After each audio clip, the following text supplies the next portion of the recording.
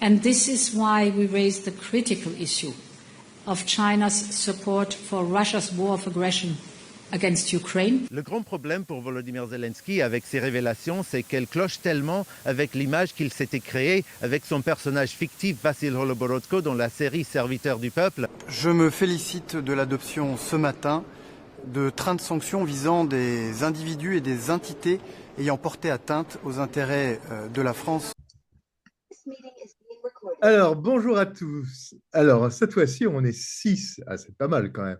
Et Tatiana est de retour. On ne sait pas comment ça se fait, mais elle est là. Marie, le camp est fini. Michel et Freddy. Voilà, voilà. Alors, cette semaine, il y a eu pas mal de choses quand même, hein. Alors, je ne sais pas par où on va commencer parce qu'il y en a tellement à dire. Enfin, vraiment, c'est pas mal comme info.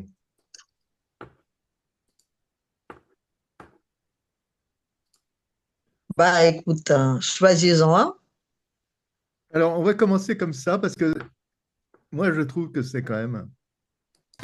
Dans sa berline Renault et qui, après avoir salué, embrassé parfois les personnalités qui se trouvaient dans la tribune officielle face à l'Arc de Triomphe en haut des Champs-Élysées, va emprunter la plus belle avenue du monde, un peu terne, là, en ce 11 novembre, légèrement gris sur le plan météorologique. La foule est allée sans doute déjeuner et a quitté peu à peu les trottoirs de la grande avenue des Champs-Élysées. Et le président, dans son cortège officiel, redescend cette foule, cette avenue des Champs-Élysées, direction l'Élysée, là. Oui, pour un déjeuner. Un déjeuner, donc toujours dans le cadre de ces commémorations du 107e anniversaire de l'armistice de 1918. Donc le président de la République va recevoir... Franchement, on se demande qui est salué. Mais vraiment, c'est incroyable. Quand même. Mais c'est quand même... Et c'est une folie furieuse. Mais les commentaires à la télévision française... Mais ça devient complètement fou. Mais enfin, de qui se moque-t-on? Qu'est-ce que tu en penses, Maryse? Ben, il a salué les arbres. C'est déjà très bien. Il les a remerciés de nous faire de l'ombre l'été. Mais... Non, mais c'est incroyable, quoi. C'est incroyable. Ouais, t'es fou. Hein. Ce mec est complètement taré. Je ne sais pas ce qu'on attend pour le virer. J'en ai ras-le-bol. Tous les matins, je me lève en me disant, mais est-ce qu'il va se passer quelque chose dans ce pays? Est-ce que les gens vont se réveiller? Non, mais c'est fou, ça. Oui, ouais, c'est complètement fou. Enfin, moi, ce qui m'interroge quand même, c'est les commentaires de la télévision française, de la télévision que l'on paye. Parce que, ouais. Voilà, c'est quand même... Notre président aussi, on le paye, je vous rappelle. Comment? Le président aussi, on le paye. Oui, d'accord, mais le président, on le paye. Bon, on a voté pour lui, donc, enfin, pas moi, mais... mais France Télévisions, par contre, bon, oui. Non, c'est pas possible, ça. Qu'est-ce que tu en penses? Écoutez, moi, je ne comprends pas pourquoi vous n'êtes pas content. Ils ont dit exactement les faits tels qu'ils étaient. La foule est partie déjeuner. Monsieur Macron allait redescendre l'avenue pour aller déjeuner également. Ils allaient tous se rejoindre ensemble. On doit se réjouir de cette symbiose entre le président et le peuple. De quoi vous n'êtes pas content? Alors, je ne sais pas si tu as remarqué, Tatiana, mais il y a une tribune. Les tribunes sont vides également. Ouais, c'est très drôle. Là, il n'y a plus personne pour être là à côté de Macron. Là, ça devient... Ils sont tous partis déjeuner, on te l'a dit. Il faut écouter les journalistes. Ils te l'ont dit. Ils sont tous partis déjeuner. Il allait les rejoindre. Voilà. C'est la merguez pour tout le monde. C'est la fête à la saucisse. Et ça devient pire que la Corée, hein. Laquelle de deux? Michel, est-ce qu'au Canada, on commande ce genre de vues? On trouve que ce sont d'une part, par rapport au président Macron, que, bon, ouvertement, il n'a pas la cote de popularité nécessaire pour attirer des foules. Donc, contrairement au moment où il a commencé jusqu'à aujourd'hui, il a perdu énormément. Au-delà de la dimension sécuritaire qui pour éviter justement que quelqu'un ne puisse venir lui dire les quatre vérités, on a fini par interdire au public de pouvoir accéder à cet espace. Mais par-dessus tout, c'est le commentaire de la presse qui parle de saluer une foule alors qu'il n'y a pas une foule. C'est peut-être une foule invisible, on ne sait pas. Il faudrait qu'il puisse définir ce qu'il en est. Étrangement, tout le monde a eu besoin de manger à la même heure. C'est pour ça que tout le monde est parti en même temps. C'est, on essaye de masquer les choses et malgré les efforts qu'ils font, et il faut reconnaître qu'il faut vraiment se creuser la cervelle pour pouvoir trouver des narratifs qui vont être plausibles, mais définitivement, c'est devenu de plus en plus ridicule, que ce soit à l'extérieur ou à l'intérieur. Le président français et par extension la France ne donne plus cette image d'une grande nation qu'elle était. Ti, qu'est-ce que tu penses? Remarquez quand même, il y a un événement important qui s'est passé. Vous n'avez pas vu, hein? Il n'y avait pas de drone. L'avenue était vide, pas de drone, tu te rends compte? Ah oui, Même les drones ne pouvaient pas suivre Macron. Peut-être qu'il y avait des drones invisibles, dernière technologie russe qui surveillaient. oui, oui. On a failli avoir un Kinjal quand même, je vous rappelle, avec un avion qu'ils voulaient piquer. Donc, les Britanniques étaient emmêlés là-dedans, donc ils voulaient enlever un avion. Donc tout a été fait avec un Kinjal. Donc par la suite, soi-disant, ils voulaient l'abattre au-dessus de quelconque base militaire américaine, mais qui sait, peut-être que ce Kinjal-là, il devait aller justement sur Paris en ce moment-là. On l'a peut-être raté tout court, hein. Est-ce que c'était au même moment? C'était pas la même période? Oui, c'est ça. Hein. Parce que je te rappelle que selon notre président démocratiquement élu français, c'est la cible numéro un pour les Russes. Non, c'est la France qui est la cible Oui, numéro un. pas qui dit la France, dit Macron. Hein, c'est lui qui le représente si bien. Ça ressemble plus à un syndrome de Louis XIV. Oui. Non, non, non, non, non, pas de Louis XIV. Pas de Louis XIV. On dirait le Louis XVI. C'est lui qui disait, mais qu'est-ce qui se passe dans les rues? Hein? C'est une petite manif? On lui dit, non, monsieur, c'est la révolution. Ah bon? Voilà. Enfin. Qu'est-ce que tu en penses de ce petit défilé du 11 novembre? Écoutez, les Vietnamiens actuellement, ils sont un peu méchants pour Macron. Hein. Je ne vais pas répéter. Hein. Il y a un qui me disait ce matin, on ne va pas parler de ce petit Macrotte. Oui, ils ont dit ça carrément Macrotte. Et on va économiser les salives. Et quand j'ai entendu ça, je me suis dit, oh là là, peut-être je vais changer mon passeport. Bon. En tout cas, en Russie, il n'y avait aucune image à ce propos. Aucune image, pas pareil. un. Il n'y a rien au Vietnam, rien. On a rien montré. Comme si c'est un non-événement. Ouais. On aurait pu dire, regardez comme c'est ridicule, ceci, cela. Non, non, non. C'est silence total. Oui, total. Chez nous, c'est pareil. En tout cas, vous avez remarqué que le talent artistique du président Macron est toujours là. Hein. Il salue les gens pour faire croire qu'il y a une foule alors qu'il n'y a personne. Oui. On sent le reste de sa formation théâtrale. Écoute, les mecs, c'est pour ça qu'il était élu et mis sur ce poste. Mais écoutez, 18 mois, encore reste 18 mois. 18 mois, en même temps long, mais aussi court. Hein. Non, mais vous croyez vraiment que ça va bien se passer, cette affaire? Si, soyez sérieux. Si on est prêt à attendre 18 mois avant de le virer, ce que les jours où il va trouver une petite entourloupe, je te jure, personne ne bougera. Alors, à propos d'entourloupe, j'aimerais vous montrer un petit sujet. Ah. La démarche est lourde, mais le président ukrainien se doit de rester combatif. Loin de Kiev et du scandale de corruption qui a conduit 2 ministres à la démission et à l'adoption de sanctions contre un de ses proches, Volodymyr Zelensky est allé décorer des soldats sur le front de Zaporijjia, une région où l'armée russe a revendiqué la prise de 2 nouvelles localités cette semaine. Encore une fois, merci pour votre service. Nous avons parlé avec les commandants. Nous ferons tout notre possible pour résoudre les problèmes actuels, qui sont globalement les mêmes dans tous les secteurs. Prenez soin de vous. Gloire à l'Ukraine. Plus à l'est, c'est aussi à Pokrovsk que les combats se concentrent, un nœud logistique et ferroviaire stratégique du Donbass où des centaines, voire des milliers de soldats russes se sont infiltrés ces dernières semaines. L'armée ukrainienne communique, assure que des renforts sont arrivés sur le terrain et avance le chiffre de 20 à 50 soldats russes tués chaque jour.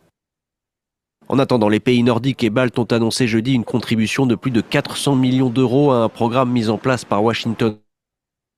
Oui, alors M. Zelensky est vraiment dans les problèmes. Qui veut embrayer là-dessus? Et s'il vous plaît, vous pouvez me donner une réponse technique. À quoi servent des filets qui font semblant d'être des feuilles dans les bois, genre protéger des trucs, tout au fond, dans quelque chose qui ressemble plutôt à un bunker? Les types, elle descend quelque part, il se trouve dans une pièce qui, elle fait semblant d'être genre la protection contre les arbres. On est en plein milieu d'un front, on est recouvert là-dessus. Techniquement, ça sert à quoi? Et ce ne sera pas plus utile, on va dire, d'or, à recouvrir plutôt des vrais chars sur les vrais fronts, ou vrais, je veux dire, terrain de bataille. À quoi ça sert, à part justement de faire un petit cinéma? Je dis, rien que ça, c'est incohérence déjà. Je dis, elle est un peu trop énorme, quoi.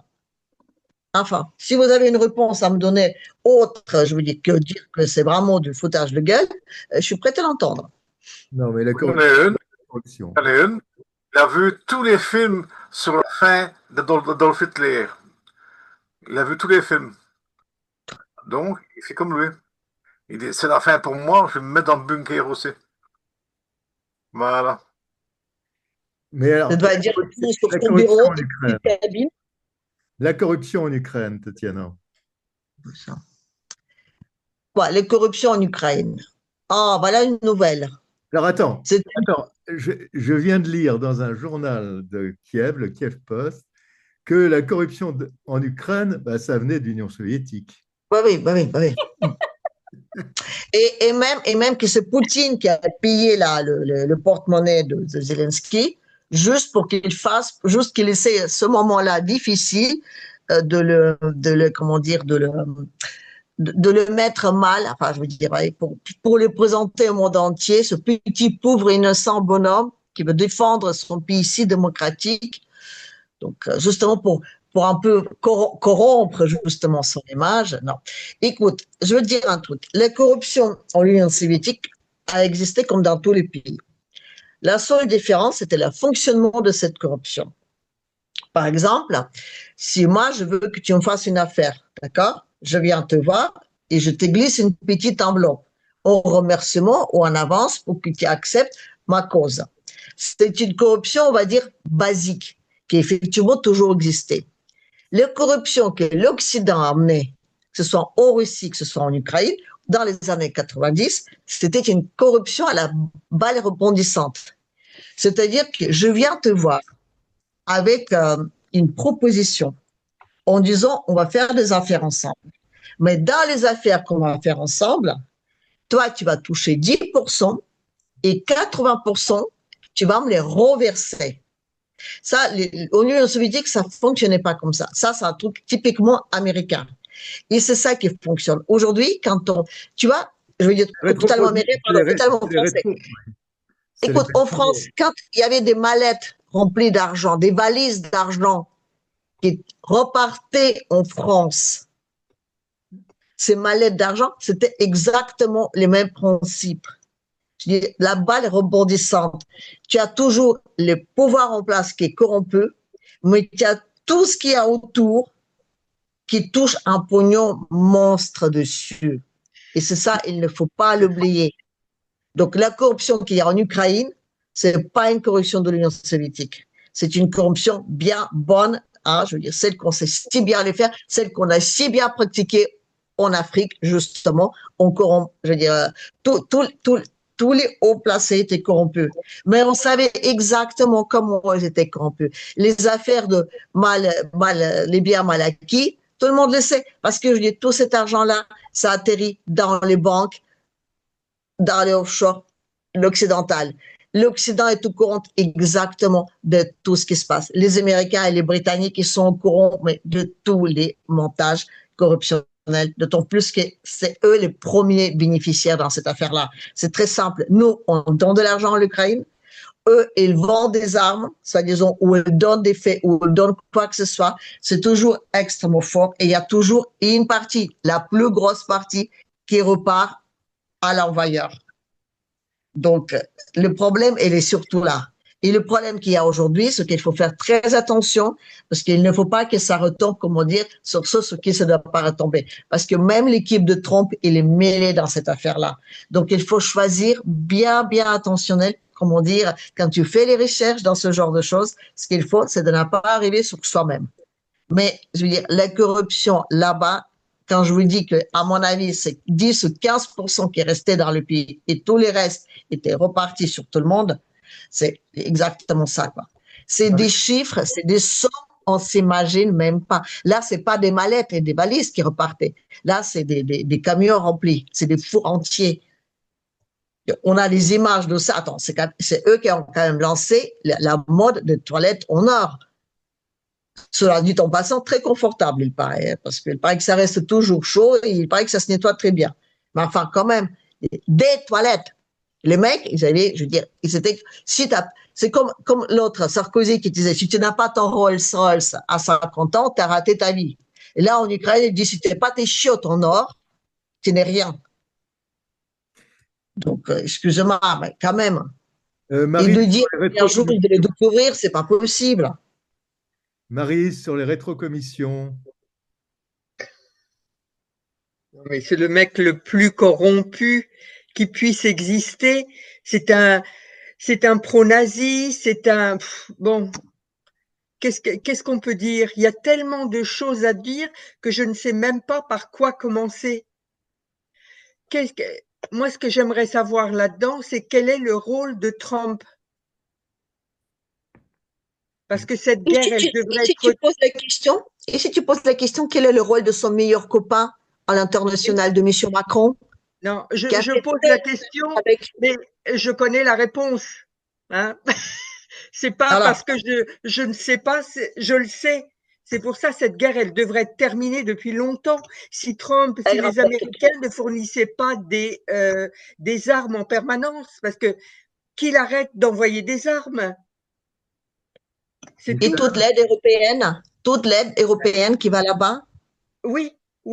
Et moi, ce qui m'inquiète, je vais te dire quoi, c'est qu'à un moment, si l'Union européenne ne lui donne plus d'armes, qu'est-ce qui dit que ce mec ne va pas se retourner contre nous? Qu'est-ce qu'il fout avec toutes ces armes, avec tout le fric qui lui est envoyé? Mais qu'est-ce qu'il fout? Est-ce que vous avez entendu la dernière?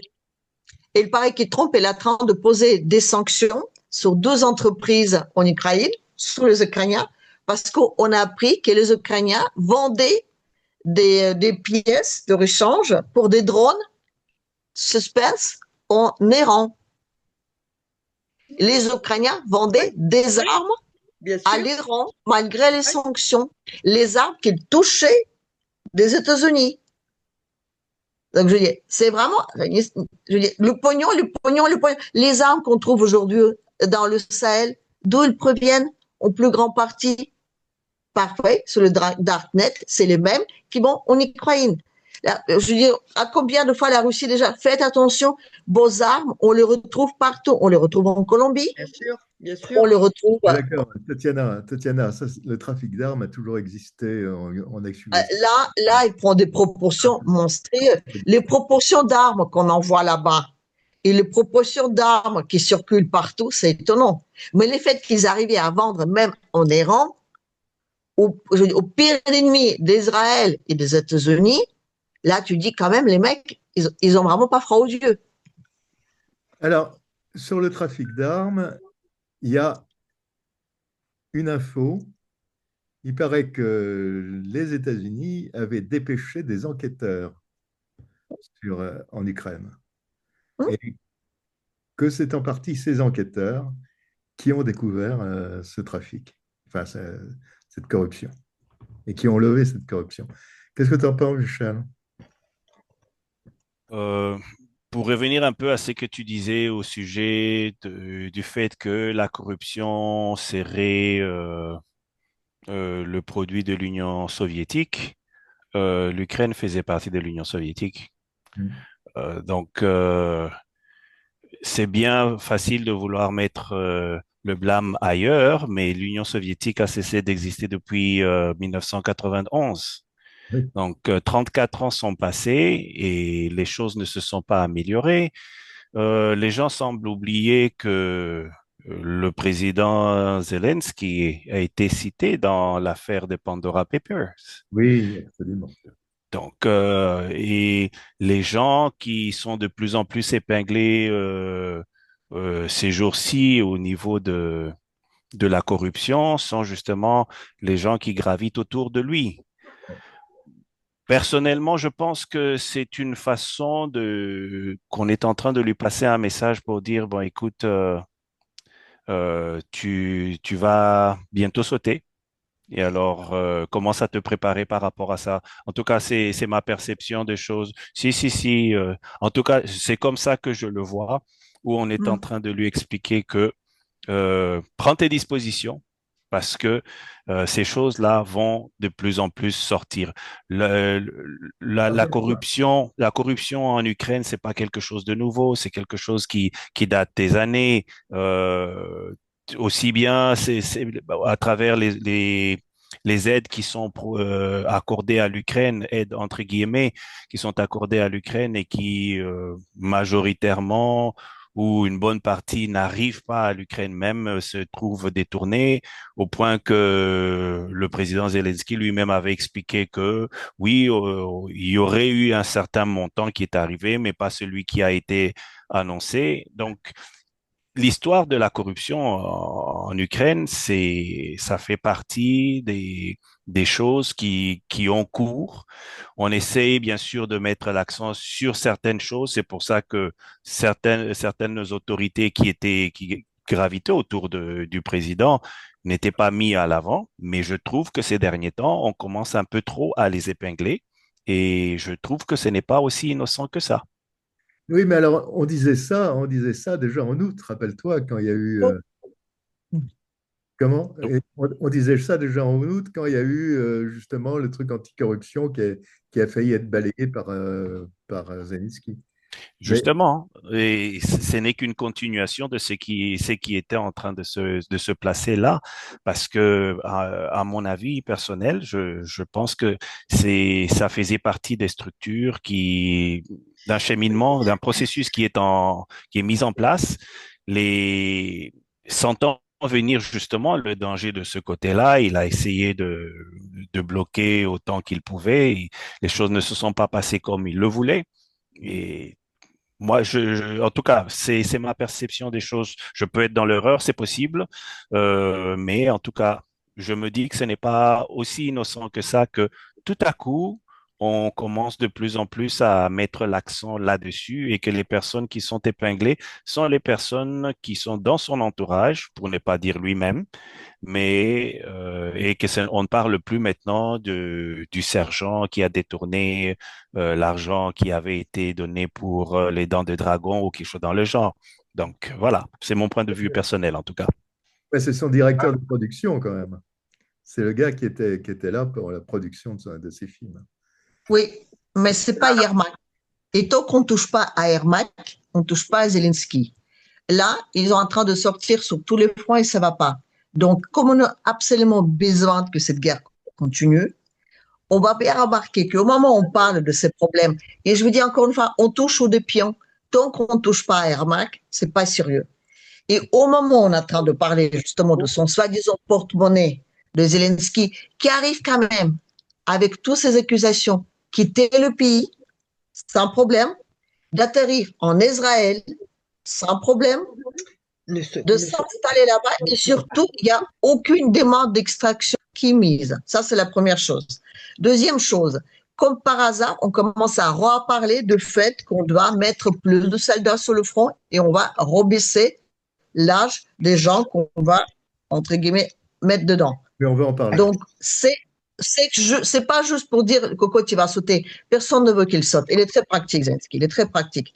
Très, très. Donc, on est en train de juste lui dire, mon Coco, si tu veux continuer sur ton business et si tu veux pas que du pognon disparaisse, il faut que tu en aies une bouchée double. Ça, c'est la première chose. Et il y a aussi une deuxième chose qui est toute bête. Il faut aussi dire qu'aujourd'hui, l'argent n'arrive pas. On arrive beaucoup moins. Et là-bas, les structures et les prêts, elles ne fonctionnent qu'à partir de ce moment-là. Si Zelensky n'a pas donné du pognon à tout le monde, il peut aussi avoir des problèmes. Parce que je veux dire, aussi, il y a un fonctionnement en interne, un fonctionnement extrêmement malsain, mais qui est installé. Donc, à partir du moment quand il ne peut pas saupoudrer tout le monde, il peut aussi vouloir de s'en débarrasser de l'un ou l'autre. Les deux versions sont possibles.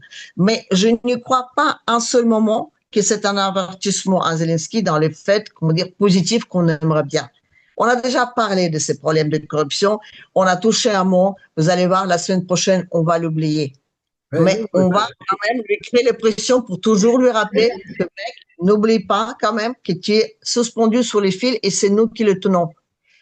Je vous rappelle aussi qu'il y a quelques semaines, il a acheté un ranch, le 9e plus grand ranch en superficie territoriale aux États-Unis. Ça, Tatiana.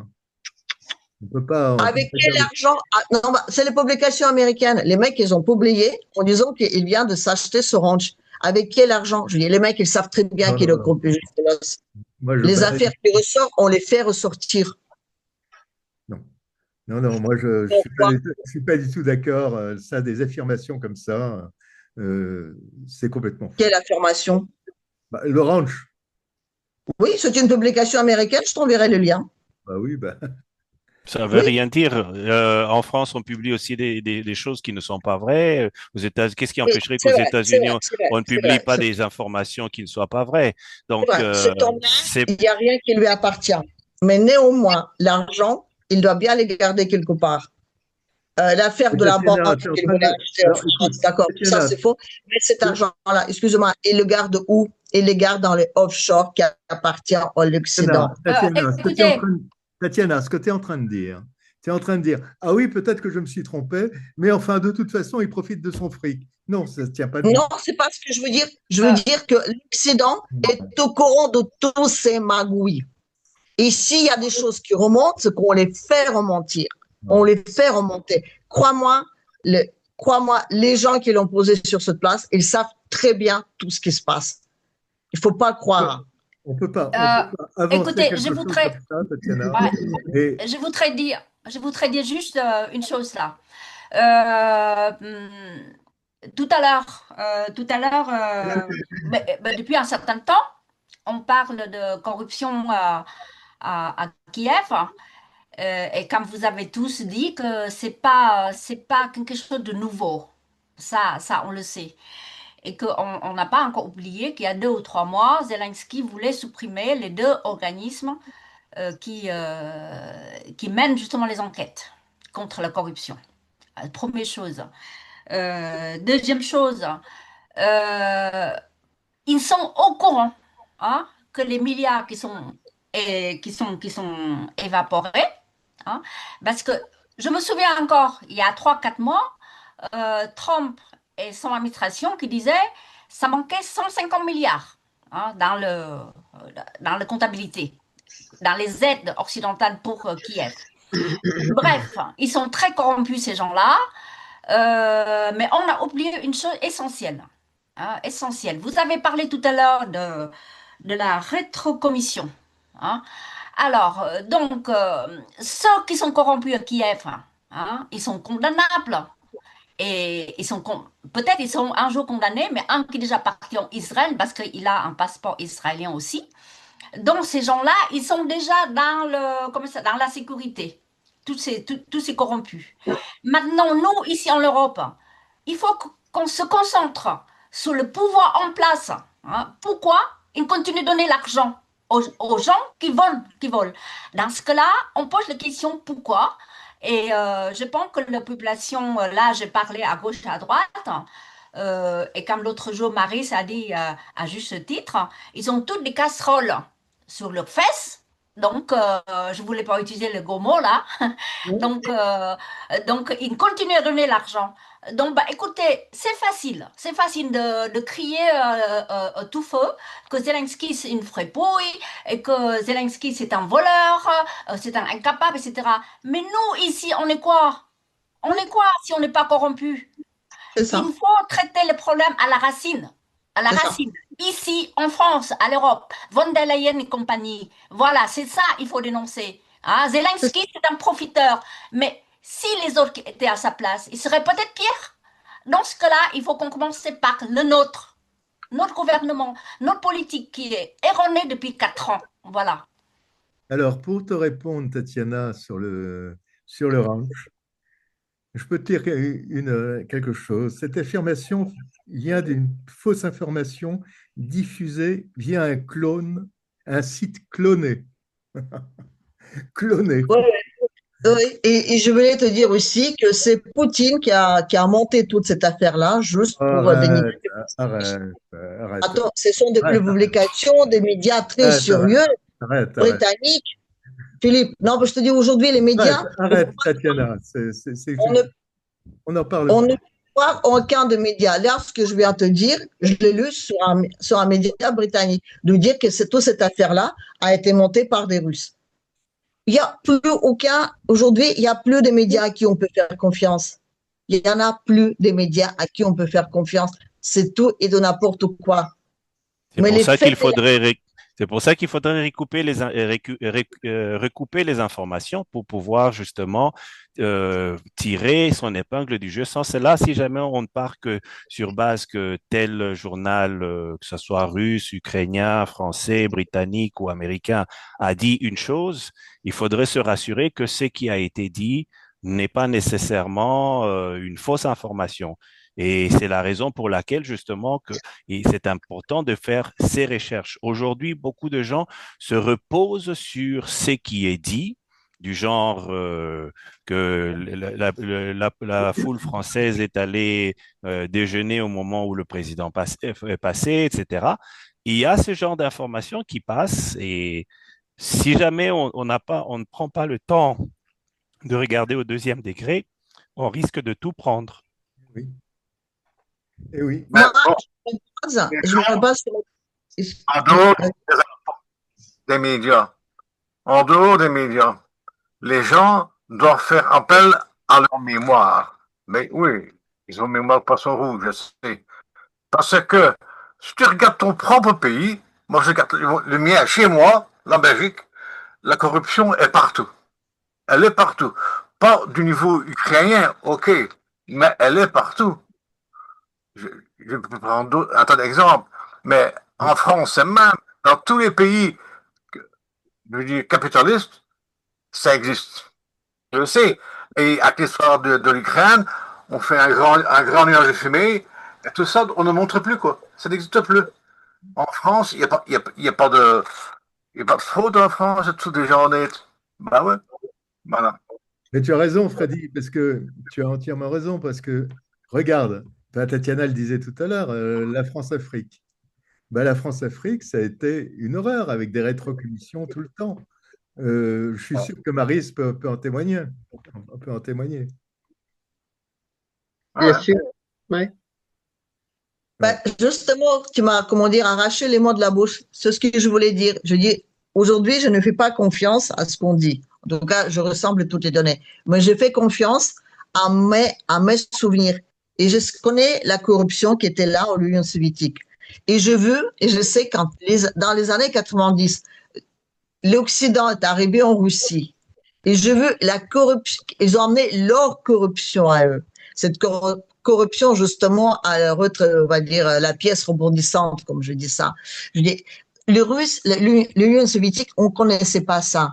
Ça nous a été amené par l'Occident. Et contre ça, aujourd'hui, je veux dire, on lutte, on lutte, on lutte et on lutte. Et c'est pas encore parfait. Mais encore, je veux dire, quand c'était à l'époque, je veux dire, par exemple, à l'époque de Yushchenko, je veux dire, les pourcentages, on savait, on les intégrait. On savait très bien qu'à chaque accord de tel et tel passage du gaz sur leur territoire, il y aura des rétrospectives. C'est-à-dire, il y aura, non, je veux dire, il y aura des pots de vin. Et on les rentrait en compte. On prendrait 1 ou 2% qui partira en compte 20. Aujourd'hui, les sommes, parce que moi, j'écoute beaucoup de sites ukrainiens. J'écoute beaucoup de gens, justement, qui sont plus ou moins là-dedans, qui en parlent. Et on est au courant. Et ça, c'est quelque chose qui marche depuis le début des années 90. Et ça n'a pas changé depuis. Le principe n'a pas changé. Et ce principe-là, ça fait depuis plus de 30 ans que ça fonctionne comme ça. Et la corruption là-bas, elle n'est pas au niveau de petits personnages, elle est à tous les niveaux. Cet État, il ne fonctionne que à partir de corruption. Je veux dire, c'est un État parallèle dans un État qui n'existe même plus. Et à partir de cet État-là, tout le monde se greffe. Tout le monde, l'Europe, l'Union européenne, je parle on va dire nos élites. Je veux dire, il faut savoir quand ça va remonter. J'espère que ça va remonter. Mais je veux dire, ils se sont fait vraiment, je veux dire, des machins en or, quoi. Et d'être naïf, de dire non, ben, on n'a pas de preuves à remonter que le pauvre petit Zelensky a piqué dans les caisses. Les mecs, je veux dire, aujourd'hui, tu dis à un Ukrainien que Zelensky est un homme honnête et qu'il n'a pas pris un rond, à la limite, on dit que c'est un foutage de gueule. Pourquoi est-ce qu'il s'est fait élire si c'est comme ça, quoi? Ils ne croiront pas. Il n'y a pas un Ukrainien qui croirait à un seul instant qu'il y a des gens honnêtes à quelconque niveau dans parmi leurs dirigeants. Je veux dire, c'est même pas parmi les dirigeants, c'est à tout niveau. Les mecs qui t'attrapent dans la rue, te piquent du pognon. Tu as entendu l'histoire de la recrute, là, comment elle s'appelle, Angela Jolie, qui s'est fait arrêter avec son chauffeur et les mecs, ils ont essayé de la requitter. Ils ont voulu arrêter l'homme qui la protégeait. Ils ont voulu arrêter ou l'arrêter? Attention. Ils l'ont arrêté. Ils l'ont arrêté pour le relâcher. Ils l'ont arrêté et il allait le chercher là-bas. Ça a été filmé là-bas. Les mecs, ils ont expliqué qu'il avait envie de faire pipi, c'est pour ça qu'il est venu dans leurs locaux. Et puis par la suite, on a su qu'ils l'ont demandé 100 000 euros pour relâcher son chauffeur. Après, ils se sont fait tirer les oreilles. Mais je veux dire, c'est des faits comme ça tous les jours. Là, ça a tombé sur une personnalité connue, mais c'est comme ça tout le temps. Là, Philippe Joly, il disait bien quand il vient, c'est dommage qu'il n'est pas là aujourd'hui, il le conformera. On est obligé de payer constamment, tous les jours, à tout niveau. Tatiana, tu as évoqué Madame Eva Joly, pas Eva Joly, excusez-moi, Angelina Jolie, voilà, je me suis trompée avec le juge, excusez-moi. Alors, avant cette visite, il y a 2 ans, il y avait aussi des stars américaines qui étaient venues à Kiev, je me souviens bien, et j'ai entendu parler dans plusieurs presses étrangères que ces stars ont touché chacun 5 millions de dollars pour y être. Est-ce que ça s'appelle la corruption aussi?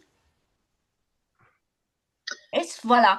Donc, la corruption est sous plusieurs formes. Maintenant, si le pauvre chauffeur de Angelina Jolie qui était attrapé, mais on se pose la question quand même. Les stars américaines qui sont venues à Kiev, est-ce qu'ils ont été payés? Et par quel argent, s'il vous plaît? Bien sûr. Mais je veux vous dire une chose. Écoutez, quand l'Union européenne, on est en train de revoter tous les 6 mois les sanctions qui posent des problèmes à l'Europe aujourd'hui. On ne sait même plus quelles sanctions mettre dedans pour que tout le monde vote. Bien sûr qu'il touche les trucs. Regardez, Orban, à chaque fois, il dit « je ne vais pas voter ». Et il vote à la fin. Les dernières, son coup de maître ou la sortie faire soi-disant pipi au bar, un café, je ne sais pas. Ça lui a apporté quand même, je ne sais pas, 5 milliards. Je disais le pipi le plus cher du monde. Ça aussi, c'est de corruption. De filer de l'argent à l'Union européenne ou aux dirigeants pour qu'ils votent pour les sanctions, alors qu'on sait très bien aujourd'hui, ces sanctions-là, ils ne font ni chaud ni froid à la Russie. Et c'est à l'Union européenne que ça pèse. Tu crois vraiment qu'ils le font ça juste parce qu'ils adorent la pauvre petite Ukraine? Non, mais soyons sérieux.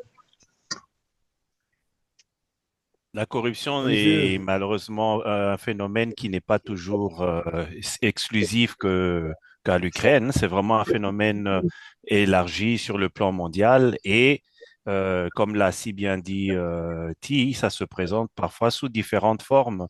Il y a la forme où on détourne carrément de l'argent, il y a la forme où on présente les choses comme étant une motivation pour venir C'est ça. entretenir une certaine image d'une certaine place ou d'un certain régime. Donc, oui, c'est un phénomène qui frappe l'Ukraine, mais ce n'est pas une exclusivité pour l'Ukraine. Pour le moment, on met l'accent là-dessus, mais je pense que si jamais on décidait de creuser un peu partout dans le monde, on trouverait les mêmes phénomènes. Ouais. Alors, nous allons voir le chancelier allemand. und ich will, damit das Bild vollständig ist, auch hinzufügen, ich habe heute in einem längeren Telefonat den ukrainischen Präsidenten gebeten, dafür zu sorgen, dass insbesondere die jungen Männer aus der Ukraine nicht in großer Zahl, in größer werdender Zahl wieder nach Deutschland kommen, sondern dass sie den Dienst in ihrem Land versehen. Da werden sie gebraucht und in Deutschland werden die Transferleistungen für diese Flüchtlinge so ausfallen, dass die Arbeitsanreize größer sind als der Anreiz im Transfersystem. Alors, c'était quand même un problème. Ils vont rapatrier les jeunes gens qui arrivent en Allemagne. Oh, ils les ont bras ouverts, ils les ont fait venir. Ils étaient tout contents de voir arriver ceux qui fuyaient l'Ukraine. Et maintenant, ils leur mettent un coup de jarnac. Allez, retourne au front, on va se faire tuer maintenant. Hein? C'est quand même incroyable, ça. Il n'a pas envie de les reprendre parce qu'il sait très bien que le front, il n'y en a pas pour longtemps et il aimerait bien que tous ces jeunes restent à l'extérieur parce que quand tous ces armes vont retourner contre leurs dirigeants, les dirigeants de, je veux dire, un peu de l'Ukraine, ça va faire dur. Donc, ils n'ont pas envie de les reprendre. Et c'est pour ça que je dis qu'il y a une petite motivation, toute cette affaire-là, soi-disant sur la corruption. Tant qu'on ne touche pas aux gens proches, réellement proches de Zelensky, on ne touche pas à la corruption en Ukraine. Le mec qui s'est sauvé en Israël, excusez-moi, ça s'appelle pas toucher. On ne libère pas quelqu'un qu'on accuse des vols, des sommes aussi énormes. Mais en revanche, Zelensky, aujourd'hui, il n'a pas envie qu'il y ait des jeunes gens capables de retourner ses armes contre lui qui restent dans le pays. Donc, c'est aussi une motivation dans ce sens-là. Il a peur, le pauvre. Alors, Maryse, qu'est-ce que tu penses, toi, de tout ça? Moi, ça me déprime tellement d'entendre tout ce qui se passe là. Je pense que tant que dans chaque pays, il y aura un seul mec qui est élu, il y aura de la corruption partout. La corruption, je l'ai connue aux États-Unis, je l'ai connue en Afrique, je l'ai connue en Haïti. Donc, à partir du moment où il y a un mec qui est avec tous ses copains et qui gouverne le monde entier, ça ne peut pas être autrement. Pour moi, c'est ça. Je pense, moi, je serais pour une gouvernance élargie à des citoyens qui seraient nommés, qui pourraient changer régulièrement, parce que là, c'est impossible, quoi. C'est un véritable bordel dans le monde entier. Mais c'est déjà ça, les élections en Europe. Ce sont des citoyens qui sont élus. Donc, si jamais… L'Union européenne a la possibilité de dire, bah non, celui-là, il nous convient pas parce qu'il n'est pas pour l'Europe. Oui, c'est certes, c'est dans certains pays où l'Union européenne vient essayer d'instaurer un gouvernement selon l'image qu'ils veulent avoir. Mais encore une fois, dans les autres pays, même dans les pays dits démocratiques, Ce sont des personnes qui sont Lesquelles? placées là. Ben, Quel justement, pays démocratique? celles qui se présentent comme étant les porte-étendards de la démocratie, qui vont donner des leçons partout au monde, voilà le modèle de la Ils aiment démocratie. bien utiliser le mot démocratie pour nous faire croire qu'effectivement, ce sont des démocrates, mais ce ne sont pas des démocrates. Moi, j'étais responsable des archives politiques quand j'étais aux affaires étrangères et j'ai vu des choses, mais absolument abominables. Donc, je ne crois plus en l'homme. Disons, pour moi, c'est pas possible de laisser un seul homme à la tête d'un pays. C'est pas possible. Et tant qu'on sera pour voter pour un mec, on s'en sortira jamais. Parce qu'ils sont tous plus corrompus les uns que les autres. Moi, je n'ai aucun espoir, mais aucun. Est-ce que vous savez à quand ça remonte cette idée de démocratie? La démocratie était installée, c'était le résultat de la Première Guerre mondiale. Non. On avait une confrontation. Écoute-moi. On avait une confrontation. Non. D'accord. Non. Alors, c'est à quand? La démocratie, ça date de l'époque des Grecs déjà. Oui, tout à fait. Ça n'avait rien à voir. Non, Mais- la démocratie telle qu'on Non, connaît déjà. tu as dit que ça a commencé à partir de quel moment? Non, C'est je à te partir parle de ce de moment. nos régimes démocratiques, là, tels qu'on a aujourd'hui. Ok, sois plus précise. L'idée de démocratie. En Grèce, tout le monde, la démocratie, il était parmi déjà, le peuple ne votait pas, les femmes ne votaient pas, les démocraties qui étaient là-bas, ils étaient juste parmi les élites. Donc, ça n'a rien à voir. La démocratie telle qu'on les connaît aujourd'hui, je veux dire, telle qu'on essaie de la présenter, l'idée de démocratie, elle vient des Indiens d'Amérique. C'est justement en Amérique, où les Indiens vivaient dans les tribus, où on pouvait élire les gens selon les mérites, et pas selon ils passent selon leur origine. Ça, c'est la première chose. Deuxième chose, ben, tu me diras pas après. Je veux dire, le régime démocratique tel qu'on a aujourd'hui en Europe, ça remonte à la Première Guerre mondiale. On avait d'un côté des grands empires, de l'autre côté, on avait les industriels et les finances. Et on a provoqué cette guerre. Elle était vraiment provoquée. Tout le monde a monté en flèche. On a fait cette guerre-là pour détruire des grands empires, pour les découper en petits États et les rendre démocratiques parce que ça permet aux finances et surtout à l'industriel, mais à la finance avant toute chose, de s'installer et de diriger ce pays à travers des gens élus, à qui il faut toujours payer les élections, à qui il faut toujours subventionner, qui ont toujours besoin de finances. À partir du moment quand on a installé en Europe les États démocratiques, les finances, petit à petit, reprendre le pouvoir, d'abord sur l'Occident, puis dans le monde entier. C'est comme ça. Le principe était là-dedans. Michel, On a installé, et d'ailleurs, si on a pu lire Adolphe, c'est justement parce que l'Allemagne est devenue démocratique. Avant, c'était un empire. Michel te répond. La référence que tu fais que la démocratie était initiée par les Indiens d'Amérique, ça ne va pas vraiment dans le bon sens, c'est pas vraiment exact parce que les Indiens d'Amérique avaient leur façon, ils avaient leur culture à eux et ça ne fonctionnait pas selon un système démocratique, ça fonctionnait selon un système de succession à la direction des groupes des Amérindiens. Donc, ça ne fonctionnait pas où tout le monde venait voter, non. C'était pas comme ça que ça se passait. Il y avait des successions qui se faisaient en fonction du père au fils. Il y avait des successions qui se faisaient parce qu'il y avait un guerrier qui était plus valeureux que les autres qui passait à cela. Mais ça n'a pas été parce qu'il y a eu un vote. Il y avait pas, non, c'est ce que je te dis, l'idée, je veux dire, c'était par le principe de mérite. Il n'y avait pas de vote tel qu'on le voit aujourd'hui. Quand les Britanniques sont arrivés en Amérique, ils ont vu qu'on pourrait d'être, parce qu'on le méritait quelqu'un, et pas parce qu'on est né lord. La guerre de la libération a été démarrée sur un point complètement anodin.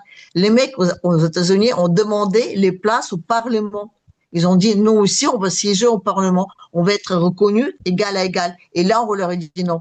Et pourquoi? Parce que eux, ils ont l'idée de dire, on peut être quelqu'un pas parce qu'on est né, parce que je me rappelle à l'époque, la Révolution française, elle était partie sur quelle base? Elle est partie sur les Basques. On est très riche, on est très méritable, on a gagné notre vie, mais on n'a pas de droits parce qu'on ne fait pas partir des aristocraties, les tiers-États.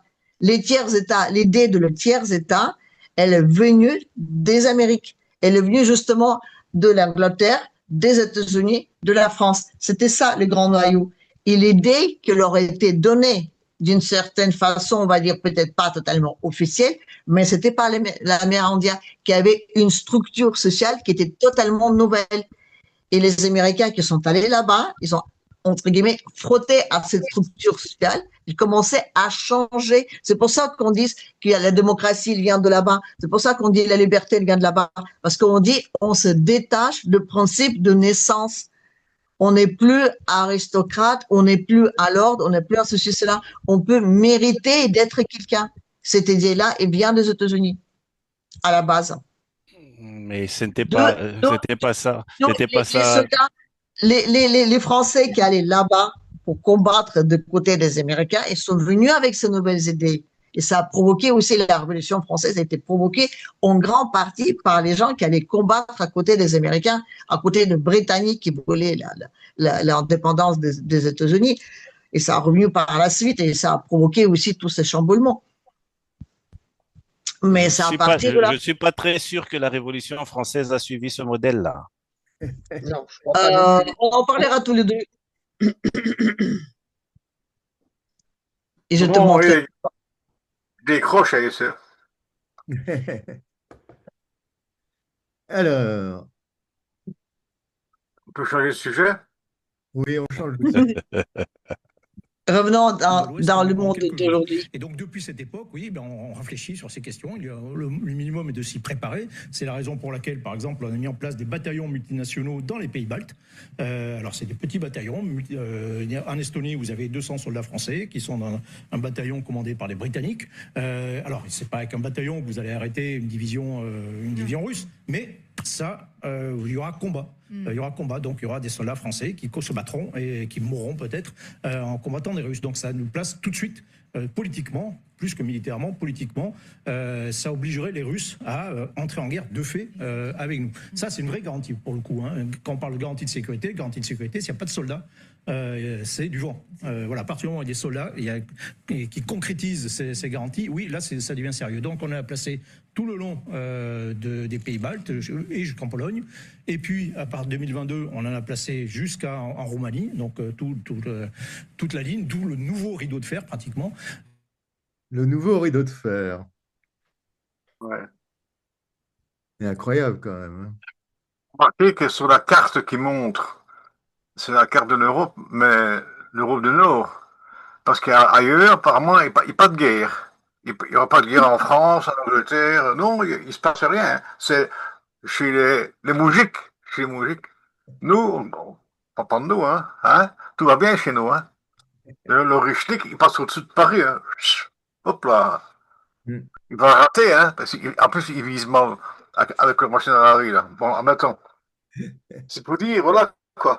On oriente notre regard sur la partie est de l'Europe, comme si c'était là qu'il y aurait la guerre. Hein? Mais la guerre mondiale, c'est partout. Hein? La guerre mondiale, c'est partout. Même dans les coins les plus reculés. Hein? Mais tu vois, Freddy, c'est vraiment un rideau de fer, là, autour de la Russie. C'est quand même un rideau de drone infranchissable. Ils ont bien raison. Sans nous, on n'a plus rien. On coupe tout en Russie, et nous, on n'a plus rien. Il n'y a plus de minerais, plus rien, plus de gaz, plus rien. Voilà, c'est bien. Bravo, les gars. Et l'autre, là, de l'autre côté de l'Atlantique, là, trompette, là, quand ces puits de gaz merdiques vont exploser, là, il n'y aura plus de gaz. Hein. On fera quoi? Explique un coup. Ben, on ne fera rien du tout. Le gaz qu'ils vendent en Europe, c'est le gaz russe. Vous n'avez toujours pas compris, les Américains, ils n'ont pas assez de gaz pour le vendre. Le gaz qu'on achète en Europe, c'est le gaz russe. C'est les Russes qui les vendent aux Américains et les Américains qui les vendent en Europe. C'est juste un petit pourcentage qu'ils prennent dessus. Il faut des preuves. Dire ça ainsi, c'est facile. Moi, je veux des preuves, des éléments factuels. Oui, mais des éléments factuels, ah ben, je te les envoie. Je te les envoie. Je veux dire, à la base, déjà, avant, quand Trump était déjà cette première période là où il était président, parce qu'on oublie souvent qu'il était déjà président, déjà à l'époque, Poutine lui a proposé cette affaire-là en disant, écoute, rentrons ensemble et faisons ça comme ça. Il retourne comme une petite cerise aujourd'hui en disant que moi, je voudrais bien le participer. Aujourd'hui, on le dit non. On le fait maintenant à partir d'autres pays. On le fait avec l'Inde, on le fait avec la Chine, on le fait avec d'autres pays. Aujourd'hui, c'est ça. Le gaz qu'on achète en Europe, je vous assure, ça reste toujours un gaz russe. Je t'enverrai aussi tous les preuves à la clé avec les chiffres. Les Américains n'ont pas de suffisamment de gaz pour fournir à tout le monde, pas en telle quantité. Même s'ils en vendent un petit peu, même, je veux dire, ils n'en ont pas suffisamment et surtout que c'est très difficile à extraire, c'est très coûteux. Les gaz russes, il y a déjà toutes les installations, c'est juste à côté. Ça arrive tout seul, il suffit juste, excusez-moi, de changer la facturation. Oui. Eh bien, on change de sujet. Enfin, pas vraiment, en fait. Pas vraiment. Il suffit de lire le dernier rapport de la Cour des comptes de l'Union européenne. Vous le trouvez sur le site Cour des comptes de l'Union européenne. Il est traduit en français pour se rendre compte que, depuis 2 ans, l'Ukraine fonctionne grâce à l'Union européenne. On paye tout à l'Ukraine. Il faut payer les écoles et tout ça ne sera jamais remboursé. Parce qu'en réalité, quand vous lisez le rapport, qui est honnête, comme très souvent les rapports des cours des comptes, ils vous disent, ah oui, mais il n'y a pas beaucoup de dons, il y a beaucoup de prêts. Oui. Sauf que vous avez, je veux insulter aucun État africain, mais vous avez plus de chances, à mon avis, d'être remboursé aujourd'hui par un État africain que par l'Ukrainien. Ouais. Et donc tout ça, à la sortie, finira par aux frais du contribuable français. Aujourd'hui, on finance sans contrôle quasiment l'Union européenne, je dis bien sans contrôle. En novembre 2021, c'est-à-dire novembre 2021, c'est quelques mois avant le début des hostilités. Enfin, la reprise des hostilités, puisque pour moi, elles ne se sont jamais arrêtées depuis 2014.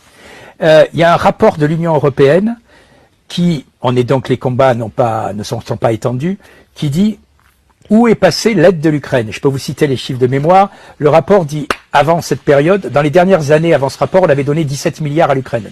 17 milliards. Où est-ce qu'ils sont passés? Et le rapport dit, en réalité, tout ça a servi à enrichir la grande délinquance. Oui.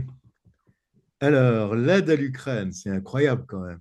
L'Union européenne est maintenant la première à aider l'Ukraine. C'est plus les États-Unis. Nous sommes 160 milliards. C'est fou. Pareil. Les Américains, ils ont sauté du train. C'est un peu normal.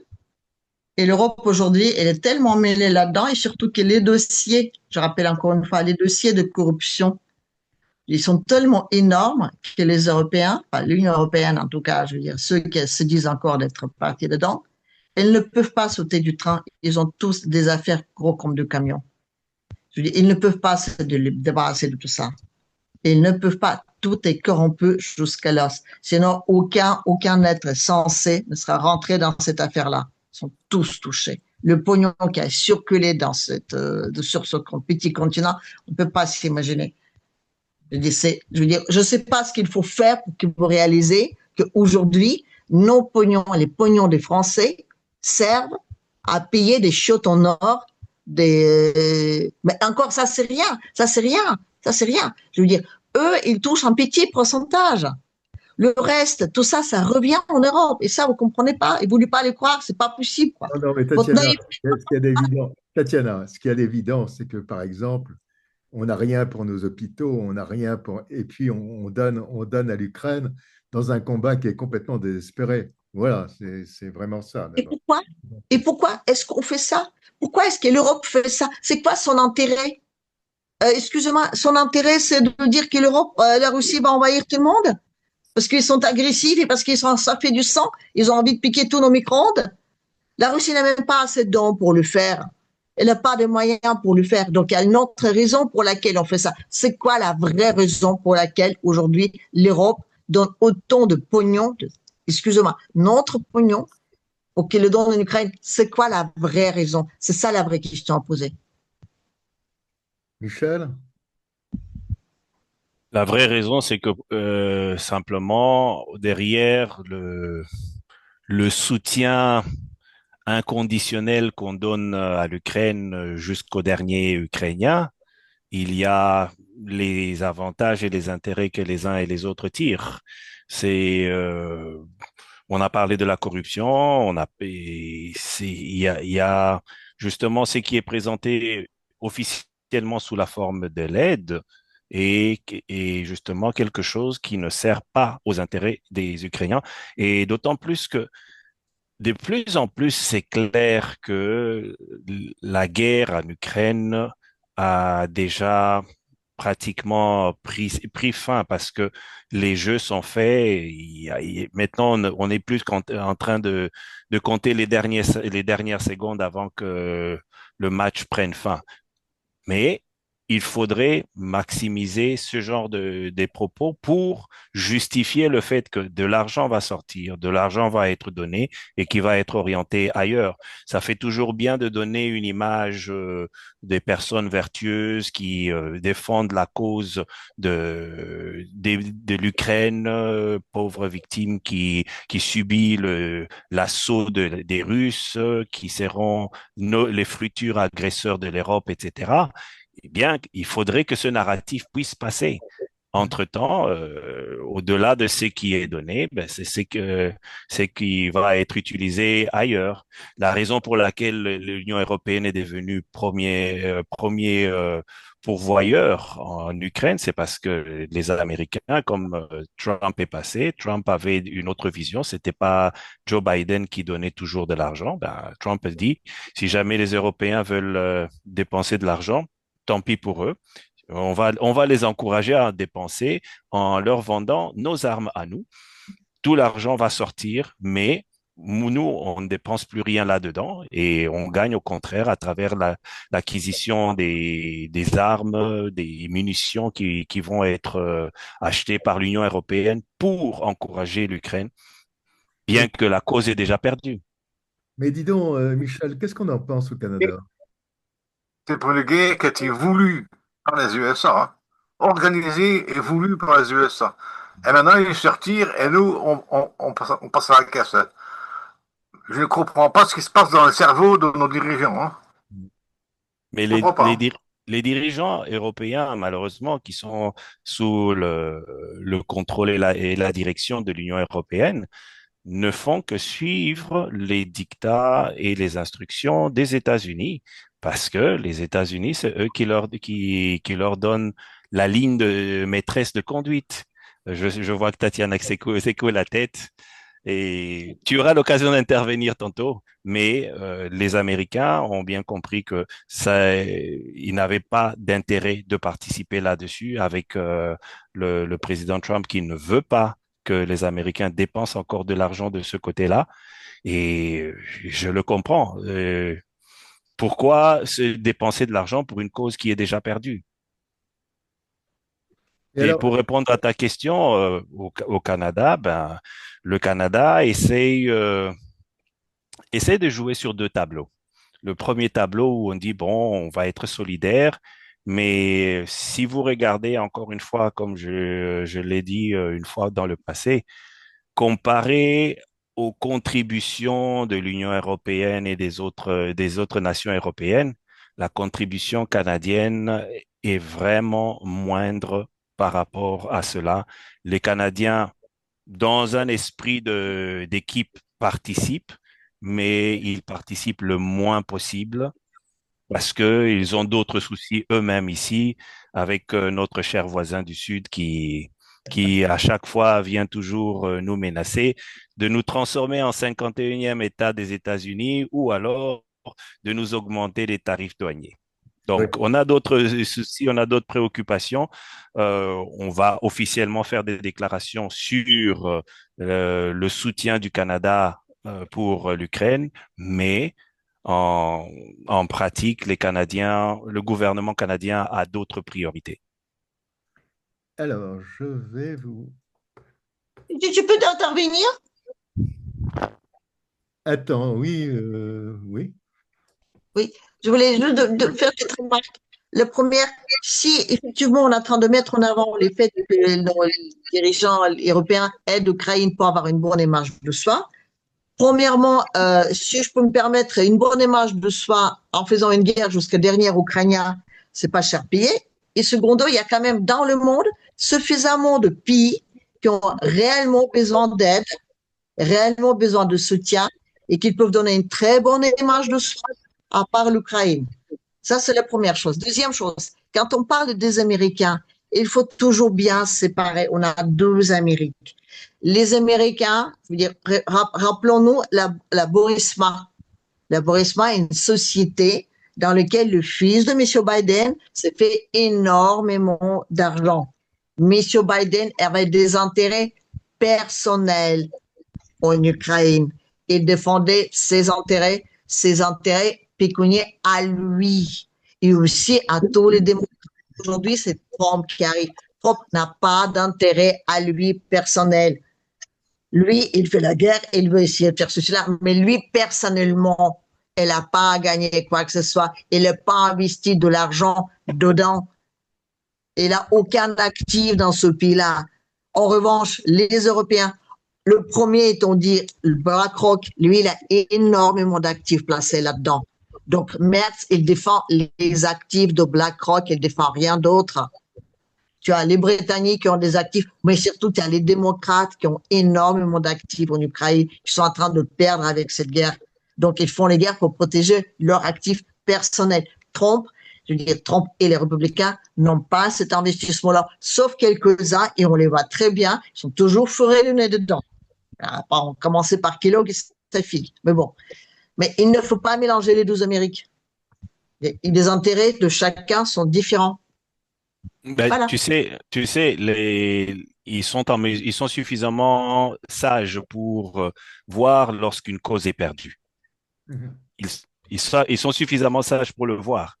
Et tu sais, même dans les affaires, quand tu es dans des affaires, tu investis dans un domaine et que ça ne marche pas, tu dois à un moment te dire, je dois couper les investissements que je mets là-dedans parce que je ne vais rien récolter. Il faudrait que Mais je puisse... peut-être il ne considère pas que c'est une cause perdue. Peut-être il Oh, considère si. que c'est une cause. Non, regarde l'histoire de l'avion avec un Kinjal qui était essayé de détourner. C'est qu'on veut toujours essayer de faire une petite provocation pour quand même faire entrer les États-Unis de gré et de force dans cette affaire-là. Et si on veut faire la guerre aux Russes tu à crois qu'ils partir sont de... dupes? Tu crois qu'ils sont dupes? Mais écoute, le problème n'est pas être dupe ou pas. Le problème est ceux qui doivent être dupes pour le faire. Et quand tu vois ce que le média nous raconte, crois-moi, une connerie comme ça sera très facilement gobée. On a des drones invisibles que personne ne voit, que personne ne capte, qui survolent toute l'Europe, les drones russes. Donc, c'est très facile d'expliquer une truc comme ça. C'est ceux qui expliquent, qui se présentent. Et moi, je dis, jusque-là, ils ne se sentent pas encore totalement perdants. Donc, ils vont aller jusqu'au bout, jusqu'à dernière Ukrainienne. Les Américains ne vont pas entrer. Non, les Américains, non. Mais les Européens, ils vont tout faire pour essayer de faire entrer les États-Unis dedans. Les Européens ne peuvent rien par eux-mêmes. Oui, mais deux Amériques. Il y a deux Amériques. Et Trump, aujourd'hui, il a de gros problèmes chez lui aussi. Donc, tout n'est pas joué. Si on arrive à faire une petite guerre, une petite révolution, une petite provocation sur le territoire américain, si on arrive à les faire rentrer dans une guerre en Venezuela qu'il est certain de perdre, si on arrive à faire une provocation sur l'une des bases américaines en Europe, comment est-ce que Trump il va présenter les faits de dire non, on reste à l'extérieur devant son propre Congrès?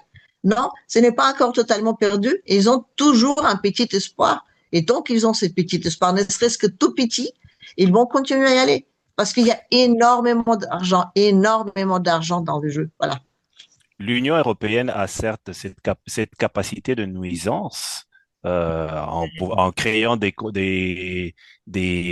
conflits sous faux drapeau. Ils ont cette capacité, et entre autres l'histoire de laquelle tu es en train de parler, c'est quelque chose qu'ils étaient en train de planifier.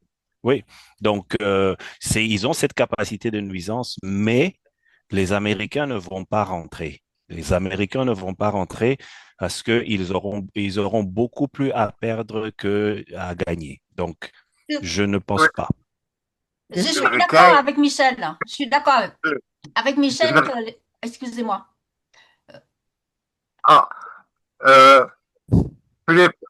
Est-ce qu'il est possible de mettre la main qui appelle à parler? Parce que c'est un bordel, c'est, hein? Voilà.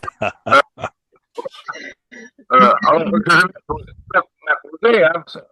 Écoute, Trump, enfin, et sa bande, ils se rendent compte que l'objectif de briser la Russie, de la démanteler et de se servir des morceaux pour s'enrichir, ça c'est raté. C'est raté. Donc, maintenant, c'est pour ça qu'ils se retirent. Parce qu'ils savent bien que c'est fini. Donc, ils se retirent et ils laissent les clampins d'Europe qui rêvent, je sais pas quoi, à se lancer dans l'aventure. Mais l'Amérique sait bien que c'est raté. Le coup est raté. Alors, ils se retirent. Qu'est-ce que tu voulais dire? Oui, je voulais dire juste une chose que je suis d'accord avec Michel. Les Américains, ils vont pas rentrer dans la guerre en Ukraine parce qu'ils ont retiré la conséquence de la guerre du Vietnam. Voilà. Donc, premièrement, deuxièmement, quoi qu'on dise, Trump a réussi un coup de génie pour cette guerre. Hein. Ils ont tout fait, comme dit tout à l'heure Fred, pour que la guerre ait lieu. Et maintenant, la guerre dure depuis 4 ans. Et alors, il disait que c'est la guerre de Biden, c'est pas ma guerre. Voilà, donc, maintenant, les Européens, ils vont se débrouiller. Et on a dit tellement de choses. Pourquoi les dirigeants européens qui veulent tout le temps donner l'argent à Kiev, sachant que cette guerre va être perdue. Elle est déjà perdante depuis 4 ans. Ça nous coûte très cher. Il y a beaucoup de morts, beaucoup de misère, les pays dévastés, etc. Alors donc, ceux qui nous gouvernent à Bruxelles et à Paris, à Londres et tout ça, ils veulent absolument la guerre. Mais moi, j'ai un espoir. Moi, j'ai un espoir que le peuple se réveille. Le peuple européen se réveille. Regardez dans plusieurs pays déjà. Hein. Et chez nous, Macron est 1%, et les autres qui sont 15% et 13%.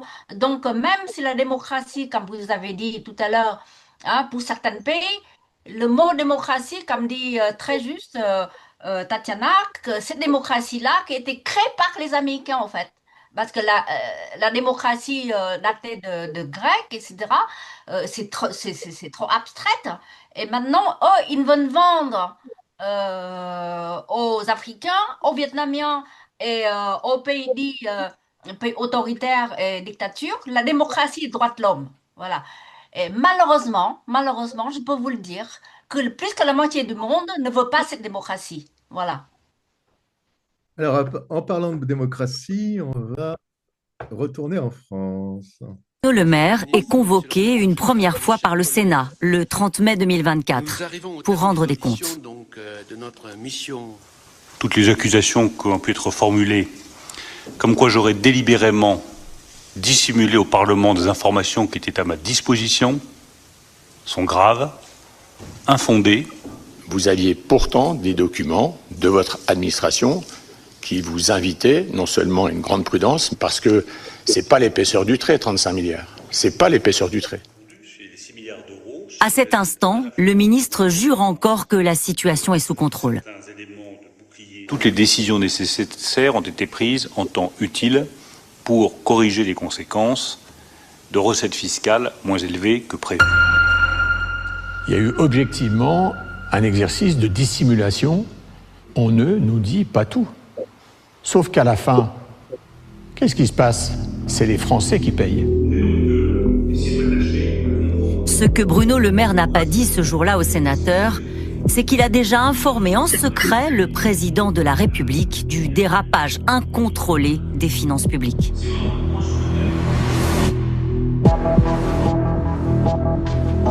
Il l'écrit dans une lettre du 6 avril 2024 que nous dévoilons en exclusivité. Son contenu est explosif. Secret. 6 avril 2024. Note pour le président de la République. La chute des recettes fiscales en 2023 a porté notre déficit à 5,5% au lieu des 4,9% attendus. Les 10 milliards d'euros d'économies du décret d'annulation doivent être rigoureusement exécutés à l'euro près. Nous devons enfin dégager 15 milliards d'économies supplémentaires en 2024. Bruno Le Maire, en gros, ce qu'il dit dans cette lettre, c'est « la situation est hors de contrôle ».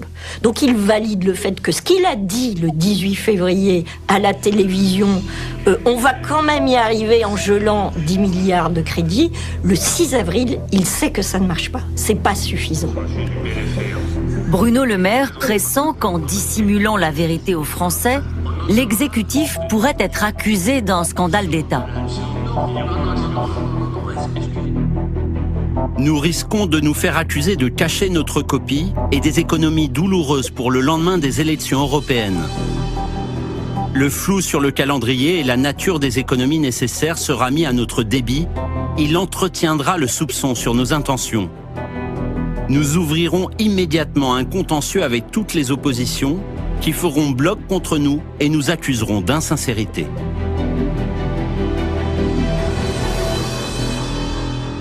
Nous sommes quand même 2 mois avant les élections européennes. Il y a un risque constitutionnel que les oppositions, les députés, accusent le gouvernement d'avoir caché sa copie. Je le mets entre guillemets, caché sa copie. Il lui dit de toute manière, la situation, elle va éclater au grand jour. Bruno Le Maire conclut avec ces quelques mots écrits à la main, comme une dernière mise en garde au président. Notre intérêt politique est de garder l'esprit d'audace et de courage qui est ta marque de fabrique. Toute stratégie d'évitement est vouée à l'échec. Avec ma fidèle amitié, Bruno Le Maire. Malgré l'avertissement, le président Macron n'a jamais suivi les recommandations de son ministre. Et voilà. Alors c'est quand même... Ils se liguent tous contre Macron. Il n'a plus un seul ami. Et personne ne s'est déboulonné. Comment? Il n'a plus un seul ami et personne ne s'est déboulonné. Allez, quand même, hein, il y a un mystère. Hein. C'est complètement fou. Bon. Alors, il n'y a pas un mystère. Les élections, il n'y a pas un mystère. Donc, qui allaient avoir lieu, et ils ont caché cette lettre. Ah, pas bien. Vas-y. Vas-y, Tatiana. Vas-y, Tatiana. Bon, première question. Bruno Le Maire, c'est bien le type qui a fait des études de lettres et qui était très content d'annoncer qu'il ne savait même pas faire un calcul simple, qui était, mais, excusez-moi, le ministère des Finances. Quelque chose me dit que le courrier en question, il n'a pas pu l'écrire. Dans ses capacités telles que je m'imagine, je ne vois pas que c'est lui qui les a écrits. Je pense que ces courriers-là étaient écrits par d'autres personnes qui étaient beaucoup plus en train de connaître les situations. Lui, c'est juste une marionnette là pour faire de jolies phrases et pour montrer comment il est content. On a mis exprès un mec qui ne connaît rien justement pour pouvoir faire tout ce qu'on veut. Mais il y a des gens qui étaient au courant de la situation et qui sont au courant des situations. Cette lettre-là, rien ne nous prouve qu'il était fait à la date à laquelle elle a été faite. Ça, c'est la première chose. Deuxième chose, pour qu'il ressort aujourd'hui, ce qui est effectivement, la situation est suffisamment grave. Donc, cette lettre, c'est juste un petit coussin qu'on est en train de poser par terre pour les gens qui vont tomber dessus. Les gens, ils sont en train de se faire couvrir dans cette affaire-là. Je vous avais dit, rappelez-moi, l'affaire entre Poutine et Trump, ils sont trouvés un accord. Cet accord, elle a été trouvé. Trump, tout content, il est rentré chez lui avec une carte en disant, voilà, on va régler tout ça. Les Européens, ils sont tous arrivés, ils ont tous envahi Petre en disant, nous sommes capables à décider, on va faire comme on veut. À partir de ce moment-là, il y a un plan B. Donc, ils vont les faire tomber. Et quand on commence à dévoiler des choses comme ça, les rats commencent à quitter les navires.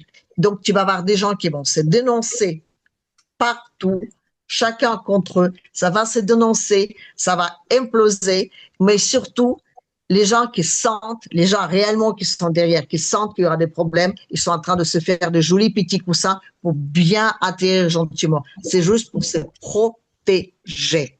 C'est aucune, juste les gens qui sont en train de réaliser ce qui se passe et disent non, on n'a pas envie de payer pour ça. C'est tout. Mais je veux dire, ils vont tous être dénoncés. Parce qu'aujourd'hui, il faut que cette affaire-là soit finie. Et cette affaire-là, je parle de la guerre, je parle de changement dans le monde qui se passe, il ne peut pas être fait. Donc, on a en Europe les têtes de Haklak, excusez-moi, qui sont en train de jouer plutôt pour leur propre intérêt que pour les intérêts de leur pays. Donc, il faut les éliminer. Il faut éliminer toute leur petite suite qu'il y a autour. Voilà. Donc, c'est dans la même série, selon moi en tout cas. Pour te répondre à ta première affirmation, évidemment que c'est le maire qui a écrit cette lettre. Enfin, bon. Est-ce que tu as les... Mais enfin, tu avances des choses, tu n'en as pas les preuves. C'est fou, ça. Je dis que ce mec-là, il a fait des études de lettres et je dis que lui-même disait tout le temps qu'il ne savait pas compter. On aimait Michel, un mec qui n'a jamais fait des études de maths. Excusez-moi. Il y a Michel qui... Je ne sais pas jusqu'à quel point tu connais si bien Monsieur le maire. Peut-être que tu es intime et tu le dis en connaissance de cause. Vraiment, peut-être. On ne sait jamais. Hein? En tout cas, toujours est-il que je trouve que c'est un peu avancé de dire que si jamais quelqu'un a été formé dans un certain domaine, il ne peut pas être bon dans d'autres domaines. Donc ça me semble un peu gratuit comme accusation à ce niveau-là. Et je pense personnellement, même si jamais il n'avait pas toutes les compétences, il n'avait pas peut-être toute l'expertise pour le poste, c'est quelqu'un qui a travaillé avec des gens qui étaient autour de lui, qui connaissaient le sujet et qui pouvaient l'orienter. Mais ça ne veut pas dire qu'il était aussi nul que ça. Donc, non, je ne dis pas qu'il était nul, je dis que c'est son entourage qui est en train de se mettre un joli petit coussin. Oui, mais l'entourage... Évidemment, il est ministre, donc il reçoit des rapports enfin bon, mais ne dis pas... Des personnes qui sont expertes, qui connaissent le sujet, qui lui disent voilà comment les choses se présentent et à partir de ce qui lui a été présenté, il a pu se faire une idée de comment les choses venaient et il a fait cette note-là au président. Je pense personnellement que oui, c'est lui qui a fait cette note sur base des informations qu'il a reçues et il voyait très bien que la France était en train d'aller vers la dérive. On en était à 1000 milliards, chose qu'il était connu que dans les insultes du capitaine Haddock. Mais maintenant, là, on avait 1000 milliards qui correspondait à autre chose que les jurons du capitaine Haddock. Donc, moi, je pense qu'il était conscient de cela. Il a prévenu le président. Le président n'a rien voulu faire parce que il est dans sa position, il est la vérité incarnée, donc il connaît tout, il décide ce qui est le mieux et en fonction de cela, il a fait peu cas de ce qui lui a été dit parce que il croit toujours être le Mozart de l'économie. Oui, mais Michel, il y avait également les élections. Les élections. Oui. Donc, il a planqué ça parce qu'il y avait les élections. Oui, il y avait l'aspect des élections, ça c'est clair. Il ne pouvait pas laisser fuiter. Date de quand date de quand, le courrier? Le 6 avril 2024. Ouais. Les élections, c'était quand? C'était en avril-mai, en mai 2024. Ah, tu peux parler des élections. D'accord. Ce n'est pas les élections présidentielles. Oui, j'ai compris. Moi, quand même, Philippe, je vais juste intervenir. Tu sais, moi, je veux bien croire au miracle. Je veux bien. Mais tu vois, dans ma vie, j'ai déjà vu des ingénieurs ou des mathématiciens qui se mettaient à écrire des romans, à jouer des films ou de faire, je ne sais pas moi, des grands tableaux. Je n'ai jamais vu un mec qui a fait des lettres toute sa vie, d'un seul coup, à l'âge de 55 ans, se mettait à faire des maths comme ça, spontanément. Tu vois, je veux dire, tiens, je sens que comme ça, je suis inspirée pour faire des algorithmes ou des fractions, là. Non, ça n'existe pas. Je veux dire, je veux bien croire à beaucoup de choses, mais on ne s'invente pas un mec qui sait compter comme ça au jour le lendemain. Je veux dire, ça n'a rien à voir, quoi. Voilà. Bon. En tout cas, il n'a pas su compter avec la Russie, hein, parce que c'était quand même lui qui disait bon, on va mettre à genoux la Russie. Là, c'était pas vraiment très bon. Écoutez, je voudrais juste jeter un coup d'œil sur Monsieur le maire. Tatiana, tu as dit que peut-être c'est pas lui qui a écrit la lettre, hein. Mais pour moi, c'est aucune importance qui a écrit la lettre, parce qu'un ministre qui a toujours des conseillers qui écrit à sa place, hein. Et c'est pareil pour le président. Rarement qu'il écrit tout seul. Mais là, c'est pas le problème. Le problème, c'est que le maire, il était nul. Il était archi nul. Et puis, premièrement, deuxièmement, pourquoi il savait que l'économie allait s'effondrer et pourquoi il n'a pas démissionné? Voilà. Et maintenant, Voilà. maintenant, il veut sauver sa peau, mais pour moi, c'est qu'un traître. Voilà. Des petits sous, des petits sous, des petits sous, des petits sous. Non, je suis entièrement d'accord avec toi. Il fallait qu'il démissionne. Or, là, ça a été... Ah oui, mais il a resté jusqu'au bout. Il a resté jusqu'au bout et maintenant, il énonce les autres. Je vous dis tout de suite, dans la vie, on peut se tromper. Mais quand même, ce mec-là, il a déjà trahi plusieurs fois dans sa vie. Donc, pour moi, ce mec-là, il n'a aucune qualité, au fait. Ça s'appelle la petite corruption entre amis. Alors,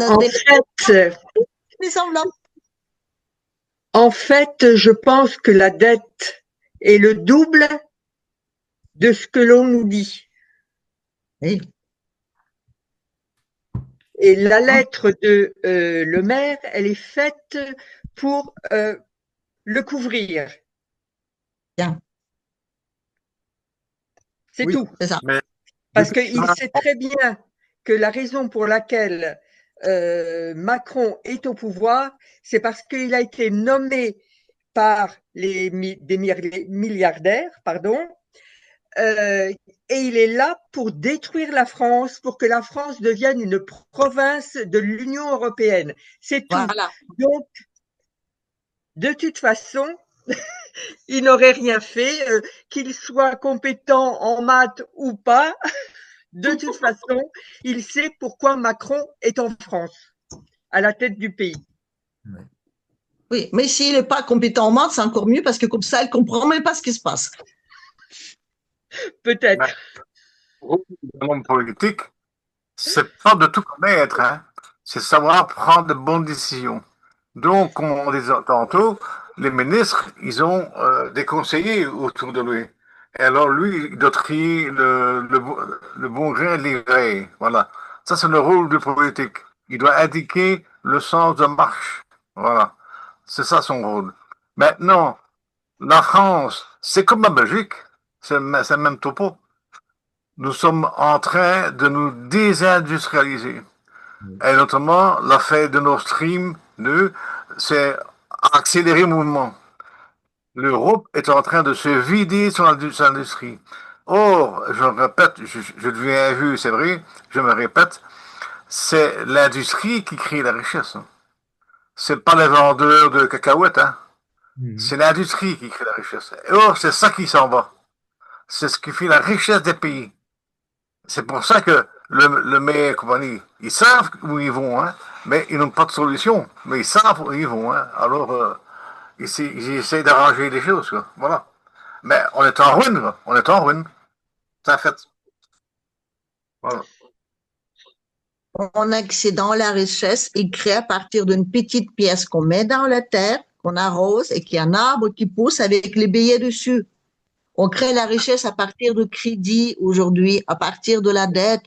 On ne reproduit plus rien. On a totalement, je veux dire, un État qui ne fait que finance, finance, finance.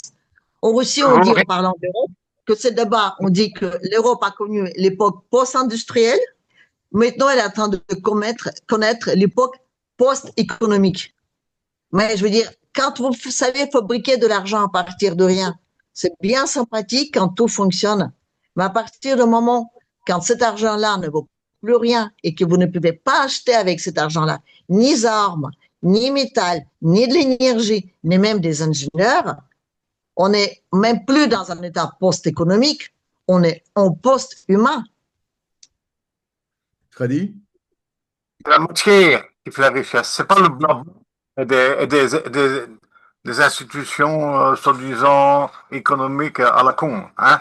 C'est la matière, la matière en main, le métal, la terre, tout ça. Et c'est ce qui fait la richesse. C'est pas des complots de banquiers, tout ça. Eux, ce qu'ils font, c'est voler le peuple. Ça, ils le font bien. Ils volent les peuples. Mais les peuples créent la richesse en transformant la matière. D'ailleurs, je t'invite à relire Karl Marx. Il a écrit des paquets de livres ainsi. Oui, exactement. Un pays qui ne produit plus rien, il voit disparaître. Oh, ben, c'est mon pays. Oh, ça va rire. C'est moi qu'on parle de ça. C'est comme ça. Pas de toi, de moi. Hein. Toi, tu es en Russie. Des montagnes d'argent, ce n'est rien contre un orechnik. Je suis désolé. Voilà. À un moment donné, l'industrie, il prime. Ah ouais, c'est ce que je viens de dire. Non, mais je suis d'accord avec toi. Totalement. Michel? Philippe, tu notes, hein? Tatiana est d'accord avec Freddy. Non, mais je suis d'accord avec toi, c'est ce que je te dis. Je te dis dans le sens qu'aujourd'hui, en Europe, on ne produit de l'argent à partir de rien. Donc, on est voué à disparaître parce que ça ne peut pas fonctionner. Ça ne peut pas fonctionner comme ça. L'effet de se débarrasser non seulement de toute industrie, mais aussi aujourd'hui de toute économie, je veux dire, on est voué à disparaître, sauf qu'on a trop d'humains à qui on ne peut pas donner du travail, qui crient famine et qui, à un moment donné, vont se révolter. Donc, une guerre pour les Européens, aujourd'hui, c'est une solution formidable pour un tout petit peu au moins sauver ses fesses. C'est une évidence. Non, Tatiana, on ne va pas laisser faire. Je l'espère de tout mon cœur. En tout cas, les Russes, ils font tout pour ne pas provoquer la guerre avec l'Europe. Tout. Non, ça, c'est vrai. C'est un luxe qu'ils ne peuvent pas se permettre, premièrement. Et secondo, comme ils disent, on a juste à attendre, ils vont crever tout seuls. Et après, ils viendront vers nous à pleurnicher, à nous demander de revenir pour les aider à se rebâtir. Tu sais, Tatiana, on critique beaucoup la France, mais quand même, c'est le seul pays qui a coupé la tête du roi. Hein? On l'a aidé quand même. Hein? Et dans les pays démocratiques, on l'a quand même condamné un président en prison. Donc, moi, je crois aux Français, moi. Ça ne va plus, hein? Oui. Bon. Il y a 12 explications bien pragmatiques à deux, mais je ne veux pas vous les donner, je ne veux pas vous les expliquer parce que je ne veux pas trop que tu perds les illusions sur la France. Mais je veux dire, crois-moi, ce n'était pas si simple que ça. Et d'ailleurs, le président, là, Sarkozy, il est plus en prison, je crois. Bon. Oui. T'inquiète pas, Tatiana, ceux-là qui vont partir, et ça ira beaucoup mieux. Encore 18 mois. Michel. Mais ils ont le temps de faire des dégâts en 18 mois. Hein. Ils vont tronquer à la place en 18 mois. Glucksmann, un autre démocratiquement élu, on embarquera. Un autre démocratiquement élu aussi. Excusez-moi, c'est changer une pomperie contre une poirerie. Ça ne changera strictement rien. C'est tout le système qu'il faut changer. Donc de dire que dans 18 mois, avec le départ de Macron, on va changer quelque chose, non, Macron il dirige rien par lui-même. C'est une marionnette comme une autre. On ne mettra une autre marionnette à la place et tout va se rouler pareil. On a besoin de changements à la base. Et tout l'État est corrompu, tout l'appareil État est corrompu. C'est pas compliqué à comprendre. Macron tout seul qui dirige tout ça. Ah ben voyons, il n'y a personne d'autre. Ils sont tous innocents, ils ne comprennent pas ce qui se passe. Non, Tatiana, je ne suis pas d'accord avec toi. Je suis désolée, mais je ne suis pas d'accord avec toi. Si tu dis que la France est corrompue, je ne suis pas d'accord. Parce que la France, les gens ne sont pas corrompus. C'est des politiques qui sont corrompus. Et ceux-là, ils vont partir. On va le mettre dehors de notre vie. Et puis, on va renaître une vraie vie. Voilà. Donc, maintenant, écoute, en France, l'administration fonctionne très bien. Mais à cause de Macron et compagnie, ça fonctionne moins bien. Mais il ne faut pas oublier que la base de fonctionnaires en France, on n'est pas corrompus. Les corrompus, c'est des hauts fonctionnaires, c'est des ministres Et c'est des préfets, je n'en sais rien, moi. C'est pas des gens que tu rencontres dans la rue. Dans la rue, les gens se relèvent tôt et qui travaillent. Et moi, je crois à ça. Moi, tu sais à quoi je crois? Moi, je crois aux militaires. Je pense aujourd'hui c'est l'armée qui pourra sauver la France. C'est la seule truc que je crois. Pour tous les restes, je ne crois pas. Parce qu'on avait Macron, avant Macron, on avait Hollande, avant Hollande, on avait Sarkozy. On a, je veux dire, l'appareil d'État, depuis tout ce temps-là, elle s'est construite. Donc aujourd'hui, pour faire partir ces gens-là, qui sont bien imprégnés, moi personnellement, je ne crois qu'à l'armée. Mais non, ce que Ti condamne, c'est l'État profond, en fait. Voilà, c'est tout. Oui, bien sûr. Mais l'État profond, je veux dire, il a mis tout le monde à la place. Il a mis tous ces gens-là. De Qui c'est qui va l'armée, purifier? Il faut tout purifier. Je ne suis pas pour un coup d'État, Tatiana. Je ne suis pas pour la violence. Le coup d'État, c'est pas bien. Maintenant, il faut commencer par éduquer les gens. Il faut informer les gens. Qu'est-ce qui est bien, qu'est-ce qui est moins bien. Voilà. Donc, moi, je suis pour la paix, moi. Donc, je crois toujours aux Français, je crois toujours à la France, je crois à la langue française. Et je pleure chaque coup quand je vois M. Barrot qui ouvre la bouche, qui parle pas un langage diplomatique, qui parle de la guerre, qui parle de la sanction. Et alors, elle a un tête fantomas. Voilà, donc c'est ça qui me fait pleurer. Mais moi, je crois à la France. Si, heureusement qu'il y a une Vietnamienne et une Russe qui continuent de croire à la France et à la langue française. Je crois que... Hein? Mais alors, vous êtes prêts, les gars. Alors, vraiment rempli jusqu'aux yeux. Parce que faire appel à l'armée pour sauver le pays, tu demandes donc à une armée bourgeoise, capitaliste, de sauver le peuple de France. Mais tu restes debout, là, non? Tu restes debout. Tu auras une dictature et à d'autres. Hein. Je crois qu'on sera obligé de passer par là, hein, dans l'état dans lequel on est. Je veux dire, tu sais, c'est comme disaient les Grecs, c'est une roue, c'est un éternel recommencement, un éternel recommencement, un éternel recommencement. Ben, je ne sais pas comment on peut sortir de bordel dans lequel on est. On n'a pas de boulot, on a trop de chômeurs, on a plein à rond. Je ne sais pas comment faire autrement, je suis désolé.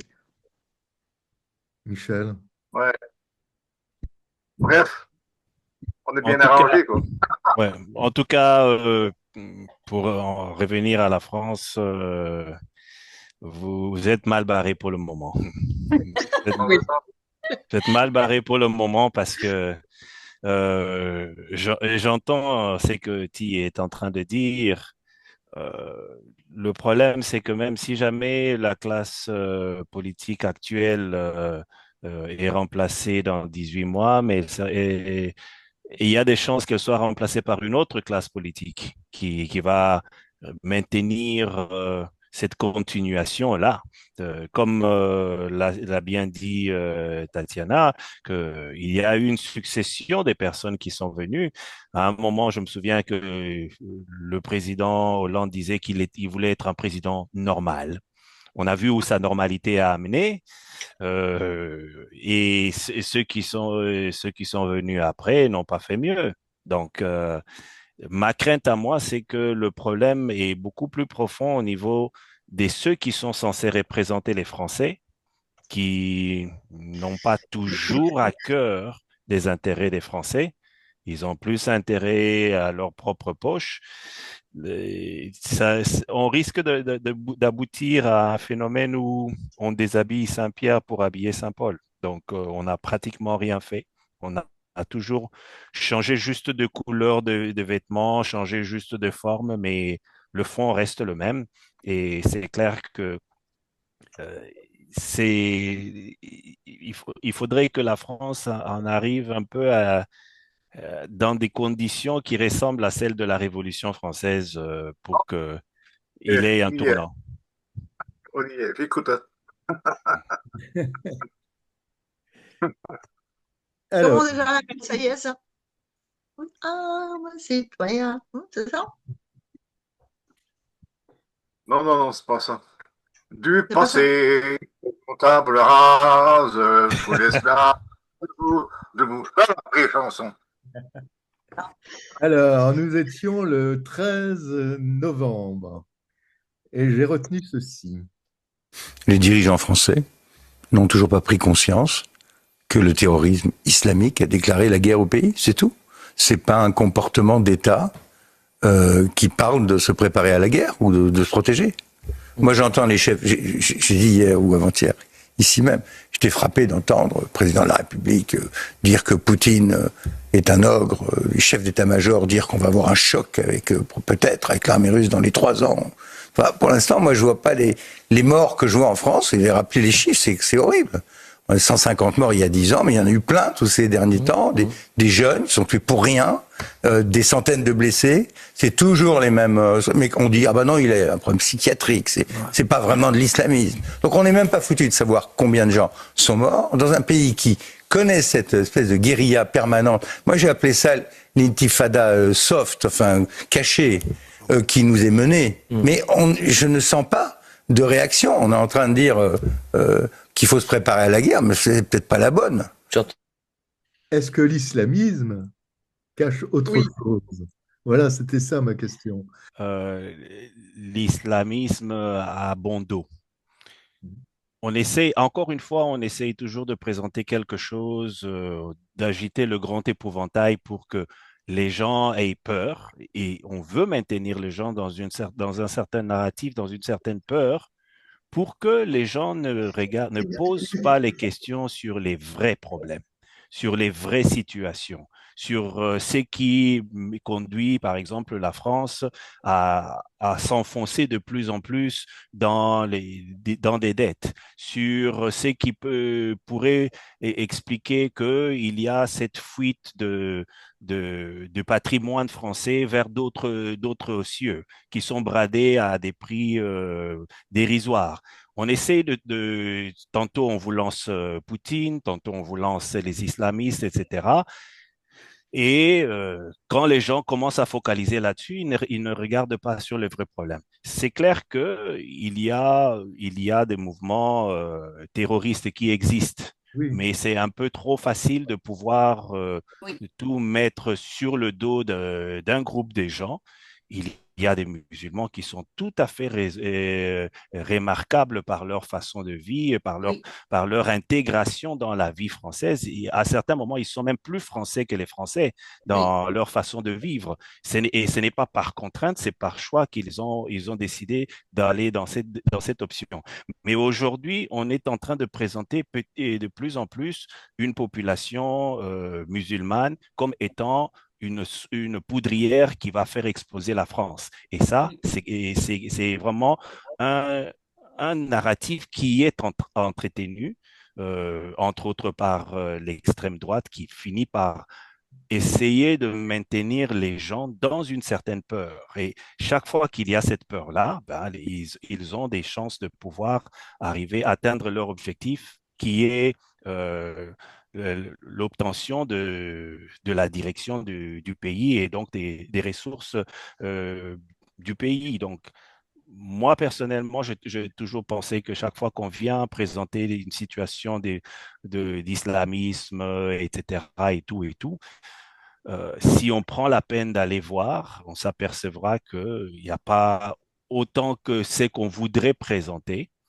Et chaque fois qu'il y a une situation où ce n'est pas un musulman qui est là, c'est là où tout à coup la personne qui a commis le crime en question est présentée comme un déséquilibré mental.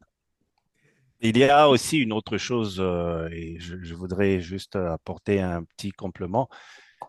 En France, on est en train de développer un discours où on est en train de taper sur l'immigration, etc.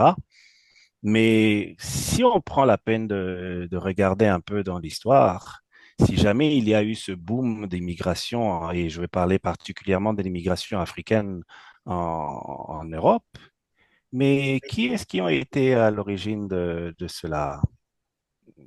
La France a contribué à l'élimination de Kadhafi qui servait de tampon entre l'Europe et l'Afrique. Et depuis que Kadhafi est parti, c'est là maintenant que les gens sont maintenant en train d'avoir une facilité de venir. De notre côté, pas seulement, Michel, il y a aussi c'est ça. la création de toute cette bande sahélienne en révolte contre l'Afrique noire. Exact. Et cette création, ça vient de la Libye, en fait. Ça vient des gens Il y avait un État qui était stabilisé et il y a des gens qui ont trouvé que non, il fallait les éliminer pour leurs propres intérêts, pour éviter que des choses faites dans le secret ne sortent en public, etc. Il fallait éliminer et ça causait des problèmes.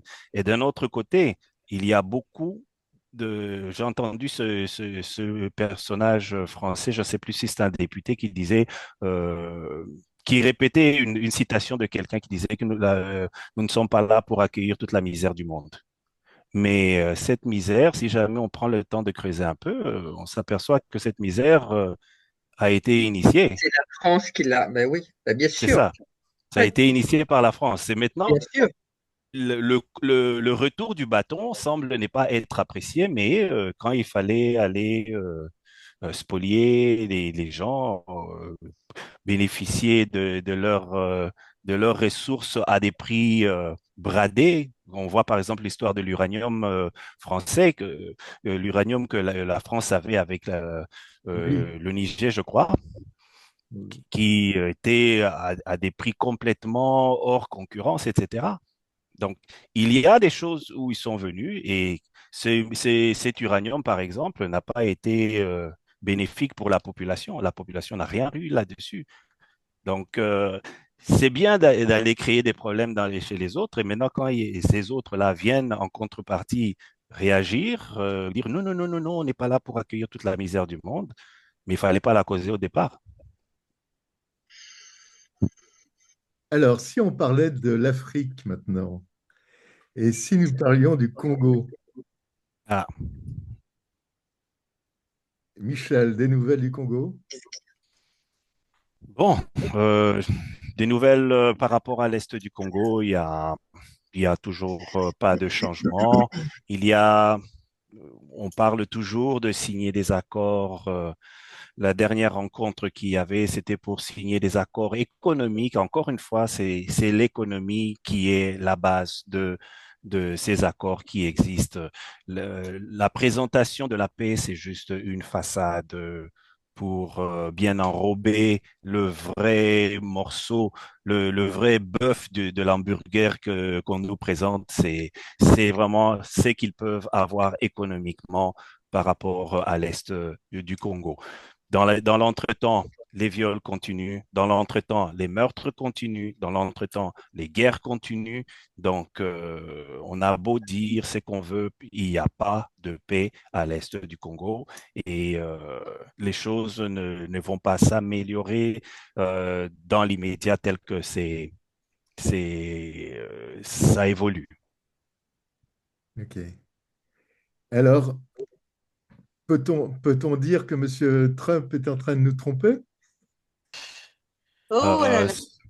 Ça ne serait pas une première. Disons que il essaye de présenter les choses d'une certaine manière. Regardez partout où il se proclame celui qui a apporté la paix sur des situations difficiles, etc. Concrètement, il n'y a rien qui avance. Là, dernièrement, en Inde, il y a eu des problèmes encore. Quand on regarde au Congo, il n'y a pas une évolution. Donc, Trump a une certaine idée, a une certaine vision, mais ça ressemble plus à un habillage de choses qu'à des faits concrets. Il n'y a pas vraiment une concrétisation par rapport à la paix, par rapport à un bien-être de la population. Bon, et tu as eu des contacts au Congo ou pas dernièrement? J'ai j'ai des amis qui sont à l'Est, qui sont à Goma et qui me disent combien ce n'est pas facile de vivre à Goma. Il y a beaucoup de problèmes qui existent en termes de la vie de tous les jours, pouvoir s'approvisionner, pouvoir vivre tranquillement. Il fut un temps à Goma où vous pouviez sortir le soir. Maintenant, le soir, c'est devenu dangereux parce que il y a des enlèvements, il y a des meurtres, il y a des situations où des gens disparaissent. Et les personnes qui disparaissent, et généralement, quand on prend le temps de creuser un peu, ce sont les gens qui ont eu un mot déplacé par rapport au M23 et autres. Donc, on essaie vraiment de mater la population, on essaie de garder la population sous un contrôle. Officiellement, on présente le fait que tout va bien, etc. Mais concrètement, ce n'est pas le cas. Concrètement, les problèmes d'avant sont les problèmes qui existent encore aujourd'hui et qui continuent d'opérer aujourd'hui, malheureusement. Bon, ben écoutez, je vous remercie à toutes et à toi, Michel. À très bientôt, à dimanche prochain alors. Hein?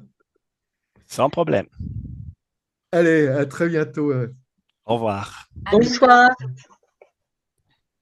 And this is why we raised the critical issue of China's support for Russia's war of aggression against Ukraine. Le grand problème pour Volodymyr Zelensky avec ces révélations, c'est qu'elle cloche tellement avec l'image qu'il s'était créée avec son personnage fictif Vassil Holoborodko dans la série Serviteur du peuple. Je me félicite de l'adoption ce matin de trains de sanctions visant des individus et des entités ayant porté atteinte aux intérêts de la France.